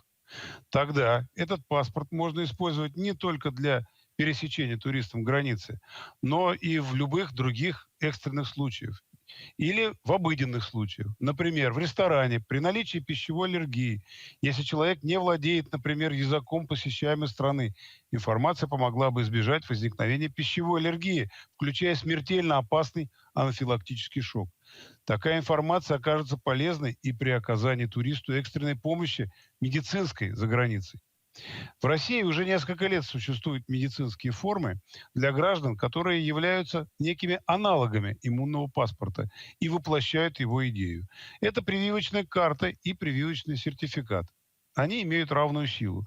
В них можно внести сведения о состоянии иммунной системы человека. В них можно внести сведения о проведенной иммунопрофилактике, о перенесенных инфекциях. Таким образом, есть база, на основе которой можно и дальше разрабатывать иммунный паспорт для лиц, выезжающих за границу. Естественно, такой паспорт должен быть электронным, так как должен регулярно обновляться. Что касается признания паспортов с отметками о вакцинации только определенными конкретными вакцинами. Непризнание одними странами действительными сертификатов о вакцинации препаратами, применяемыми в других странах, является дискриминацией и серьезно обостряет и так непростые сегодня отношения между странами.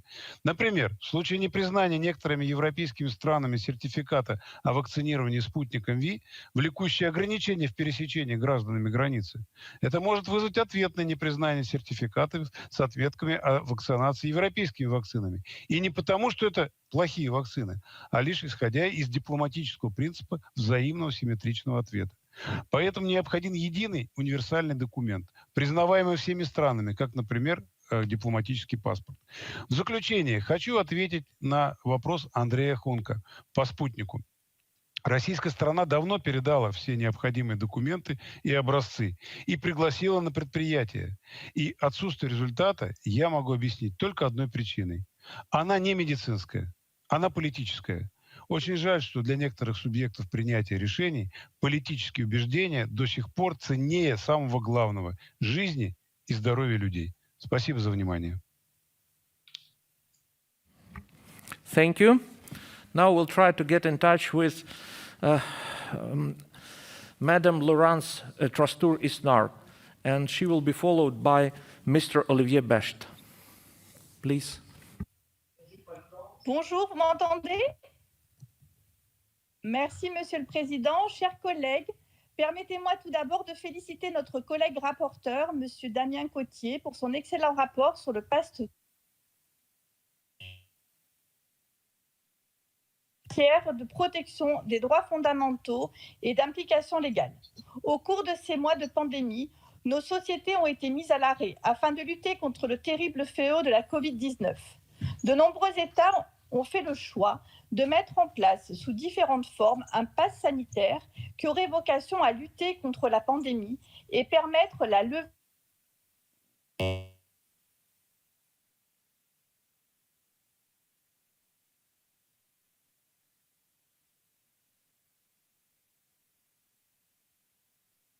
Yeah, unfortunately, we have a bad connection with Madame Laurence, and that's why I give the floor to Mr. Olivier Becht, and he will be followed by Miss Maria Valentina Martinez Ferro.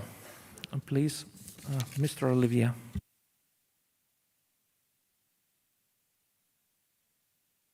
And since Mr. Olivier is not here, I give the floor to Miss Maria Valentina Martinez Ferro, and she will be followed by Mr. Dmytro Nataluha from Ukraine.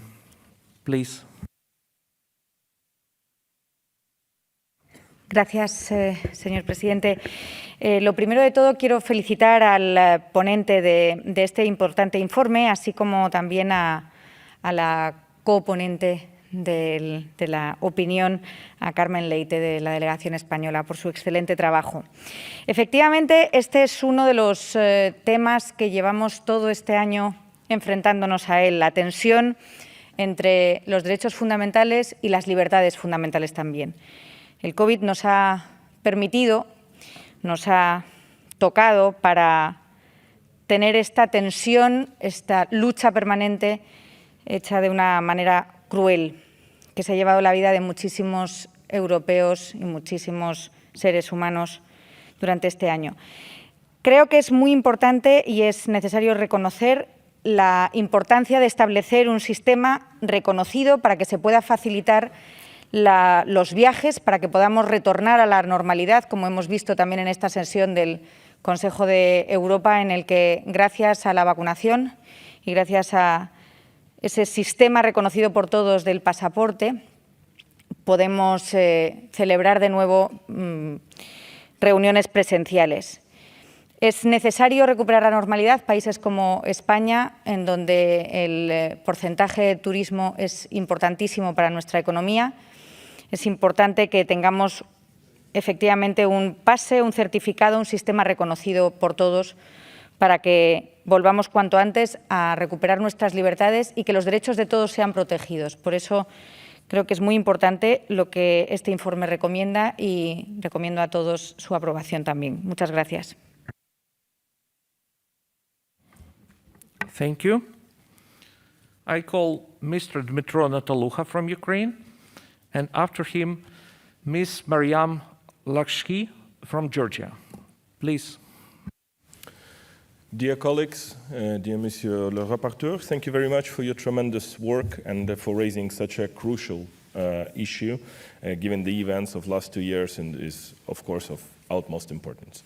And while one shall not question the efficiency of vaccination as one of the most effective measures to combat the pandemic, the introduction of vaccination passports, however, might be considered questionable and implemented with extreme care due to the potential socio-economic consequences of such measure. First of all, the question is, could vaccination passports help to reopen the global economy? As one of the arguments is that they might be introduced specifically to relaunch global traveling. Now, it is one thing to have a passport to travel internationally. Sometimes it's a necessity, but in the major number of cases, it is a privilege and even a luxury. Vaccine passports, on the other side, are planned to provide not just access to merely international traveling, but to participation in local community life, which is a fundamental, unconditional right and shall not be considered as something privileged or luxurious. Such measures might lead to the introduction of 2 queues at the cinema, at the football stadium, at the grocery store, and to finally introduce a checkpoint system all over the world, keeping up the divide caused by COVID. This is definitely not the kind of help that the global economy craves for.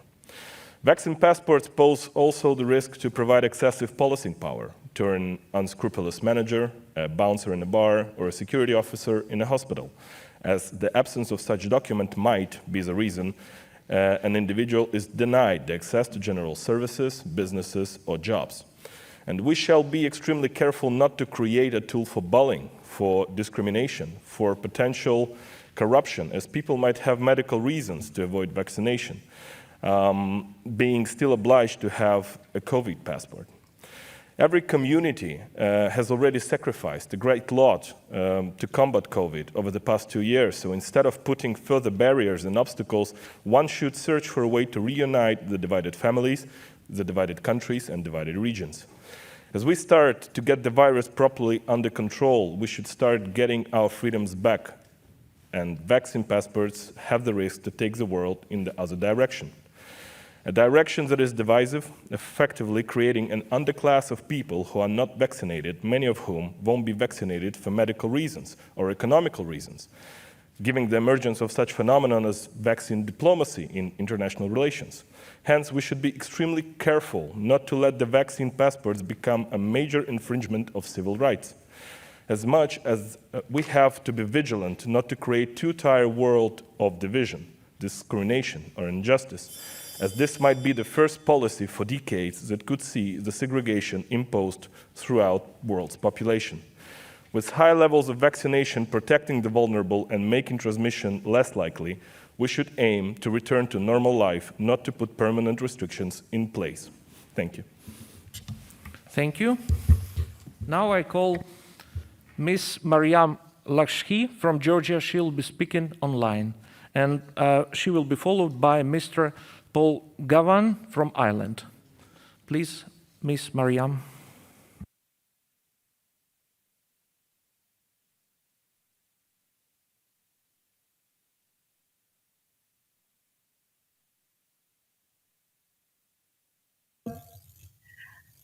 So first of all, I would like to start my words with expressing appreciation to the rapporteur and everyone. As a new member, I'm delighted to be part of your family and contribute in developing the better world. Hereby, I also would like to express the hope that the black swan of 2020 and 2021, COVID-19, will be over soon and we'll be able to work on other very important resolutions. Georgia looks on vaccination as a part of the economic recovery and expresses readiness and willingness as an associated member to further harmonize the standards and resolutions to the European Union. We support the vaccination process as well as the resolution, though there are several fundamental issues special attention has to be taken to. The first is the preferential treatment. Proportionality requires a fair balance between protecting the interests of the community and respect for the rights and freedoms of the individuals, which is also part of the Article 14 of Convention spirit. The second one is one of the very important part of the certification and passes, which is related to the data protection and the standards. Special measures has to be taken before the execution, and the key stakeholders from the industry have to be involved in this process. Care must be taken to avoid the indirect discrimination. COVID passes that is only available for smartphones, for example, may indirectly discriminate against older persons and members of the socioeconomic disadvantaged groups, who may be less likely to use smartphones. National authorities should be therefore ensure that COVID passes are available also in paper form, which appropriate technical safeguards against counterfeiting and misuse. Let me update you with some of the key achievements Georgia has done in this process, which is related to the paper-based documentation, which is having the unique QR code. On the other side, we've done the work on the application, which is ready for Android, and it is going through the technical check as well. It will be legalized and approved by the Prime Minister's office. After the procedure is fulfilled, we'll start bilateral and multilateral negotiations to, on the one hand, integrate international standards, and on the other hand, promote economic, touristic partnerships between each other. I'm very delighted once again. Hereby, let me again express our support to the document and wish you health and fruitful discussion. Thank you very much. Thank you. And our last speaker will be Mr. Paul Gavan from Ireland. Please, Mr. Paul.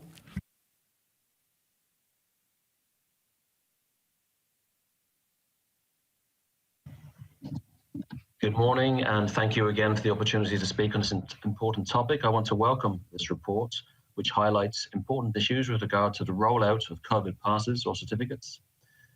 This report highlights the importance of striking a balance between the rights of individuals to freedom of movement and the need to protect fundamental rights and guard against discrimination. The European Digital Green Certificate moves society in the right direction, but it is not a perfect solution for international travel. It's designed to facilitate a smooth path to the resumption of international travel, but we must be clear that states must retain their independence in regard to public health rules. So-called COVID passports are not a cure-all remedy to international travel within the EU, but one of a number of many layered measures with an effective vaccination program as a solid foundation on which further careful and medically driven advice can steer us all to the new normal. Other speakers have rightly highlighted concerns over storing of personal data, and we do need to see more assurance in this regard. Steps must also be taken to combat the dangers of counterfeiting. Fundamentally, though, I do not believe the issuing of COVID passports equates to a breach of fundamental freedoms. The use of such certificates for medical purposes, we must remember, is not new, nor is the requirement to carry them when traveling to prevent the spread of epidemics. But we must certainly guard against discrimination, and I want to agree with the many speakers who have highlighted the many states who do not currently recognize vaccines that have been proven to be effective. I'm referring here in particular to Sputnik and Sinovac. These vaccines have been the subject of independent verified testing and proven to be effective. The refusal to recognize these vaccines do appear to me to be more of a political basis than a medical one. In the last minute, I just want to raise another issue related to this, which is the cost of actually traveling and the cost of PCR tests in particular.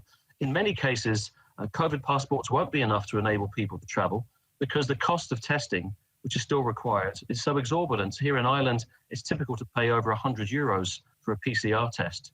And when you bear in mind you'll need one when you come back as well, that's quite significant where those are still insisted on by countries. So we need to do more to tackle the cost of testing. And finally, I want to draw attention to point 13.3.1, vaccinations available to everyone equally, and if it's not, there is an objective and reasonable justification. I support this. I do support the amendment as well, though, that's been drafted, because we only have to look at what's happened to the Palestinian people in occupied Palestine to see the dangers of discrimination against a particular race. So I would urge support for Amendment 4, if possible. Thanks indeed. Thank you. Now, I apologize for small correction. Our last speaker is Madame Lucie Moncion from Canada. Please.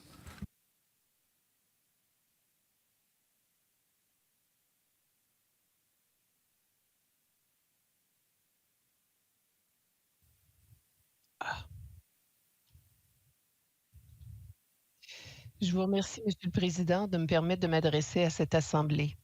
Je tiens également à remercier le rapporteur, Monsieur Cottier, de son excellent travail sur cette question. Les mérites d'un certificat COVID sont débattus partout dans le monde, y compris au Canada. Au début du mois de mai dernier, la ministre canadienne de la Santé a affirmé que les Canadiens qui voudront voyager à l'extérieur du pays devront détenir un certificat vaccinal. Le premier ministre a également confirmé que le gouvernement canadien coordonne ses efforts avec ses alliés, comme les pays européens, pour développer des normes internationales qui faciliteraient les contrôles aux frontières. Il est d'ailleurs noté dans le rapport que certains pays ont déjà instauré des certificats vaccinaux munis de codes QR. Comme vous le savez, le Parlement européen a approuvé le 9 juin dernier le projet de certificat COVID numérique qui permettrait d'ici le 1er juillet aux citoyens de l'Union européenne de circuler librement d'un État membre à un autre en présentant une preuve de vaccination, de résultat d'un test négatif ou de la guérison de l'infection. Cependant, le rapporteur explique que le fait d'imposer une preuve de vaccination soulève des questions en matière des droits fondamentaux, comme celles relatives à la protection des données et au respect de la vie privée. Les commissaires fédéraux, provinciaux et territoriaux qui sont responsables de la protection de la vie privée au Canada ont publié une déclaration commune à cet égard. Ils y rappellent notamment le caractère particulièrement sensible des renseignements personnels sur la santé. Selon eux, les certificats vaccinaux posent des risques importants pour la vie privée, leur nécessité, leur efficacité et leur proportionnalité doivent être clairement établies. Les commissaires canadiens ont également recommandé que les gouvernements et les entreprises concernées adhèrent à certains principes de protection de la vie privée, comme la conformité à la loi, la transparence, ainsi que la durée et la portée limitée des certificats vaccinaux. M. Cottier note aussi dans son rapport que la mise en œuvre d'un certificat COVID pourrait donner lieu à un traitement privilégié, ce qui entraînerait une discrimination interdite par la Convention européenne des droits de l'homme. En faisant un parallèle avec la situation canadienne, cette discrimination contreviendrait également à la Charte canadienne des droits et libertés, qui est enchâssée dans notre Constitution et qui est inspirée, entre autres instruments internationaux de la Convention européenne.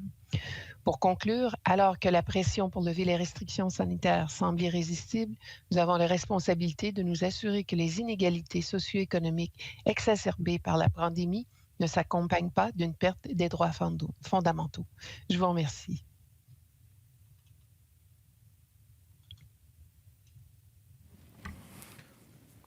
Thank you. I must now interrupt the list of speakers. The speeches of members on the speakers list who have been present physically or remotely during the debate but haven't been able to speak may be given to the table office for publication in the official report, provided that speakers connected remotely can report their actual presence when the debate is closed. I remind colleagues that typewritten text must be submitted electronically no later than 4 hours after the list of speakers is interrupted. And now I call Mr. Katia, the Rapporteur of the Committee on Legal Affairs and Human Rights, to reply to the debate. Mr. Katia, you have 3 minutes, please. Thank you, Mr. Chair. Merci beaucoup, chers et chers collègues, pour ce débat.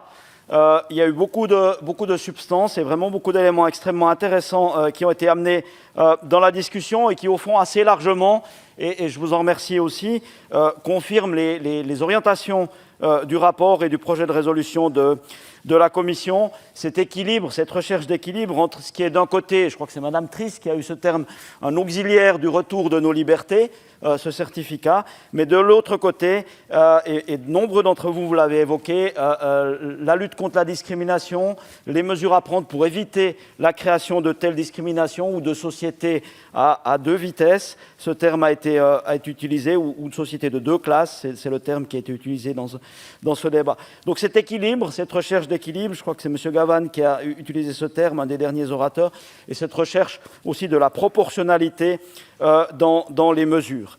Le fait que ce certificat, eh bien, il peut exister de manière digitale. Le hasard veut que j'ai reçu mon certificat digital hier par les autorités de mon pays. J'avais fait le 2e vaccin il y a quelques jours et je l'ai reçu par la magie électronique, mais je peux aussi l'avoir en forme papier et ça a été mentionné dans le débat. C'est aussi quelque chose d'important pour que toutes les personnes, en particulier les personnes âgées, puissent avoir accès à ce service. Et c'est aussi une chose qui est mentionnée dans le rapport, mais qui a été repris dans le débat. La question de la durée de ce certificat, je crois, est une question importante. On sent les inquiétudes, et nous l'avons mentionné dans le rapport, du fait qu'on installe à long terme un certificat de ce type, ce qui n'est pas quelque chose qui est souhaité. Alors M. Bashkin lui a évoqué d'autres pistes. Il a dit que c'est quelque chose qui peut être, en Suisse on appelle ça le dossier électronique du patient, le fait d'avoir des informations de manière électronique. C'est quelque chose qui peut effectivement être utile, mais qui doit être débattu dans un autre cadre que dans le cadre de la réponse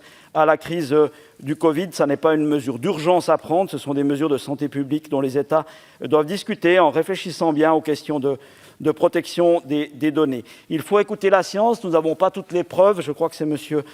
Milon qui le rappelait, et donc il faut maintenir aussi les mesures sanitaires, il faut faire attention à cela, il n'y a pas se croire invincible parce qu'on est vacciné ou parce qu'on a ce certificat. Et enfin, la question de savoir quel vaccin est admis, le rapport le dit clairement, ça reste de la compétence des États. Il y a un effort de coordination, par exemple, au sein de l'Union européenne, et ce Conseil ne peut que souhaiter une coordination entre les différents pays, mais c'est évidemment à chaque État de définir les critères qu'il accepte dans son propre pays, particulièrement pour l'immigration. Voilà, Monsieur le Président, je crois que j'ai essayé de réagir sur l'essentiel des points qui sont revenus dans ce débat. Je vous remercie pour la qualité du débat et pour votre soutien à la fois au rapport et au projet de résolution qui est évoqué par la plupart des orateurs.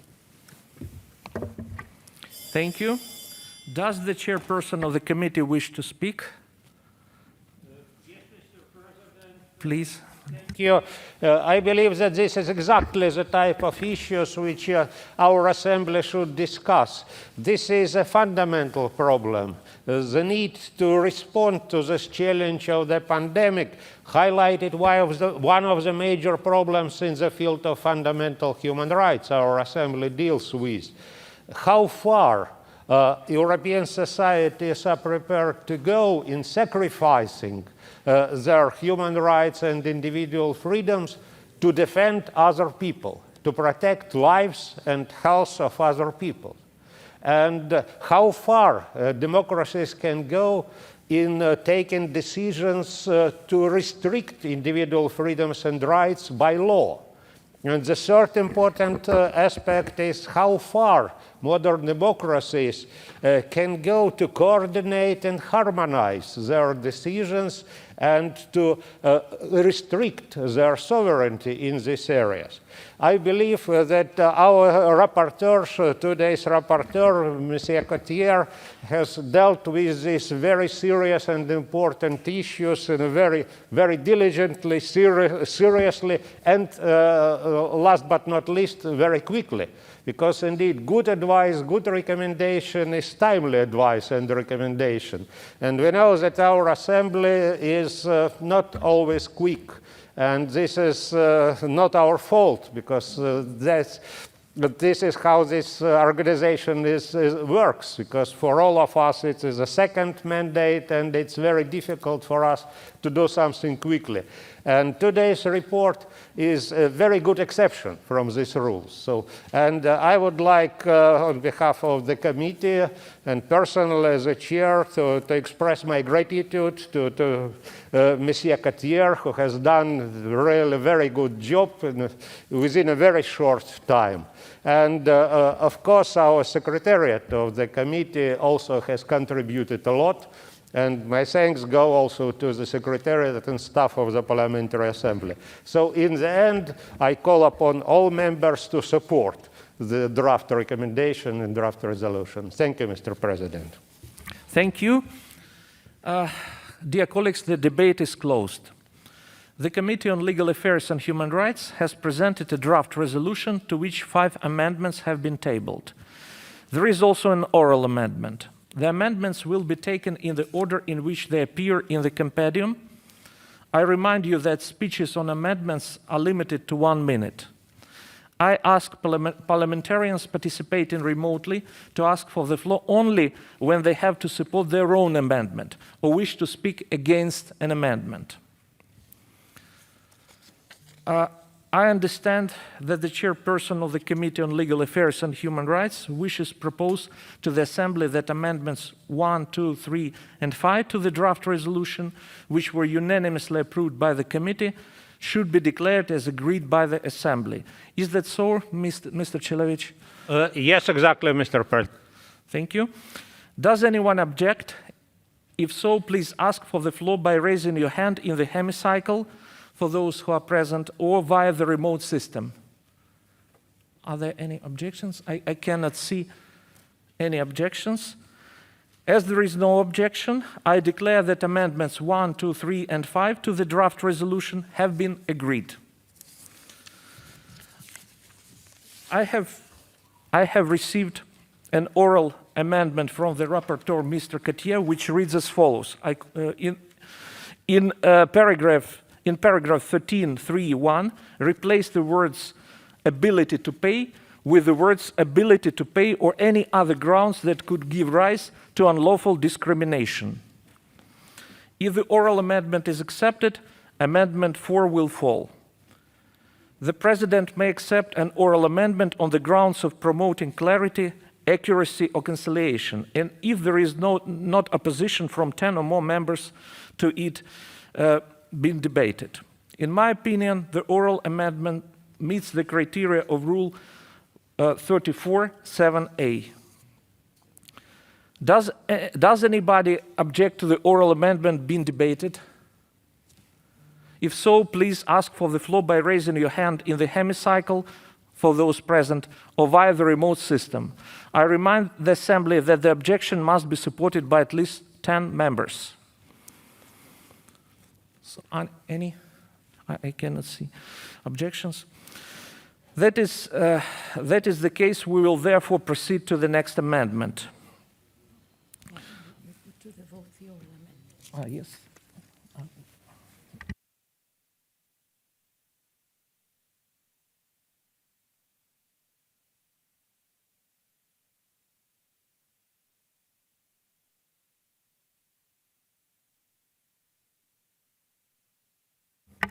That is not the case. I therefore call Mr. Katia to support oral amendment 1. You have 1 minute, please. Thank you, Mr. Chair. En fait, nous soutenons le principe qui est voulu par la Commission des affaires sociales, à savoir lister le fait qu'il y a d'autres critères de discrimination illégale qui peuvent entrer en force que simplement la question de la capacité à payer. Le problème est plus de nature légale. Il nous semble que la manière de formuler cette liste, qui n'est pas complète et qui ne correspond pas à la dénomination qu'on trouve dans certains instruments juridiques internationaux, en particulier l'article 14 de la Convention européenne des droits de l'homme, peut créer une insécurité juridique. Et c'est pour cette raison-là que nous vous proposons une formule générale qui réfère à cette capacité de payer comme dans la résolution, mais qui ajoute tout autre motif pouvant donner lieu à une discrimination illégale. Ainsi, on est sûr qu'on liste l'ensemble des discriminations illégales, mais sans créer une mention de différents termes qu'on ne retrouve pas forcément ailleurs dans d'autres instruments juridiques internationaux. Je vous remercie. Thank you. Does anyone wish to speak against the oral amendment?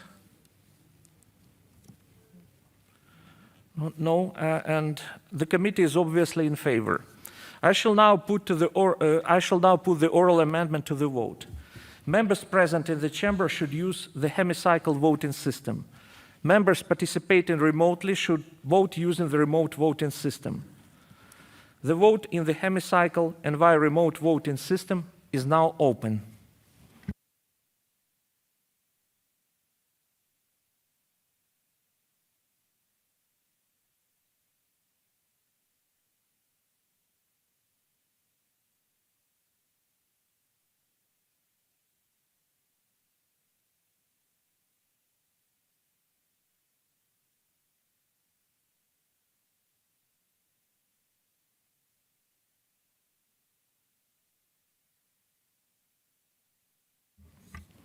The vote is closed. I call for the result to be displayed.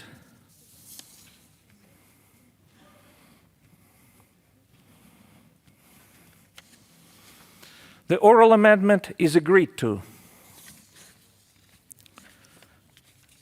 Now we go into amendment number 4.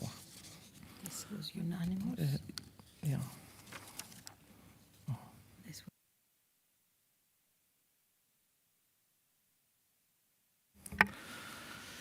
We will now proceed to vote on the draft resolution contained in document 15309 as amended. Members present in the chamber should use the hemicycle voting system. Members participating remotely should vote using the remote voting system. The vote in the hemicycle and via remote voting is now open.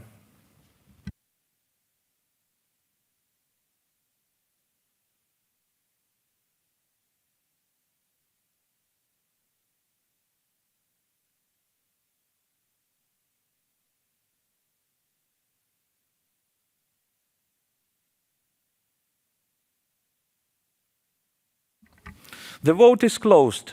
I call for the result to be displayed.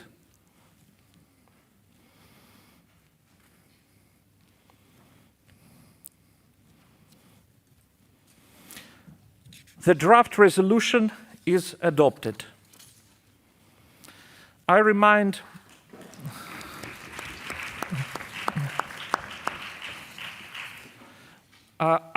members that the ballot for the election of a judge to the European Court of Human Rights in respect of Croatia is open until 2 p.m. Members are invited to cast their vote. The Assembly will hold its next public sitting this afternoon at 4 p.m. with the agenda which was approved on Monday morning. Thank you. Thank you, dear colleague.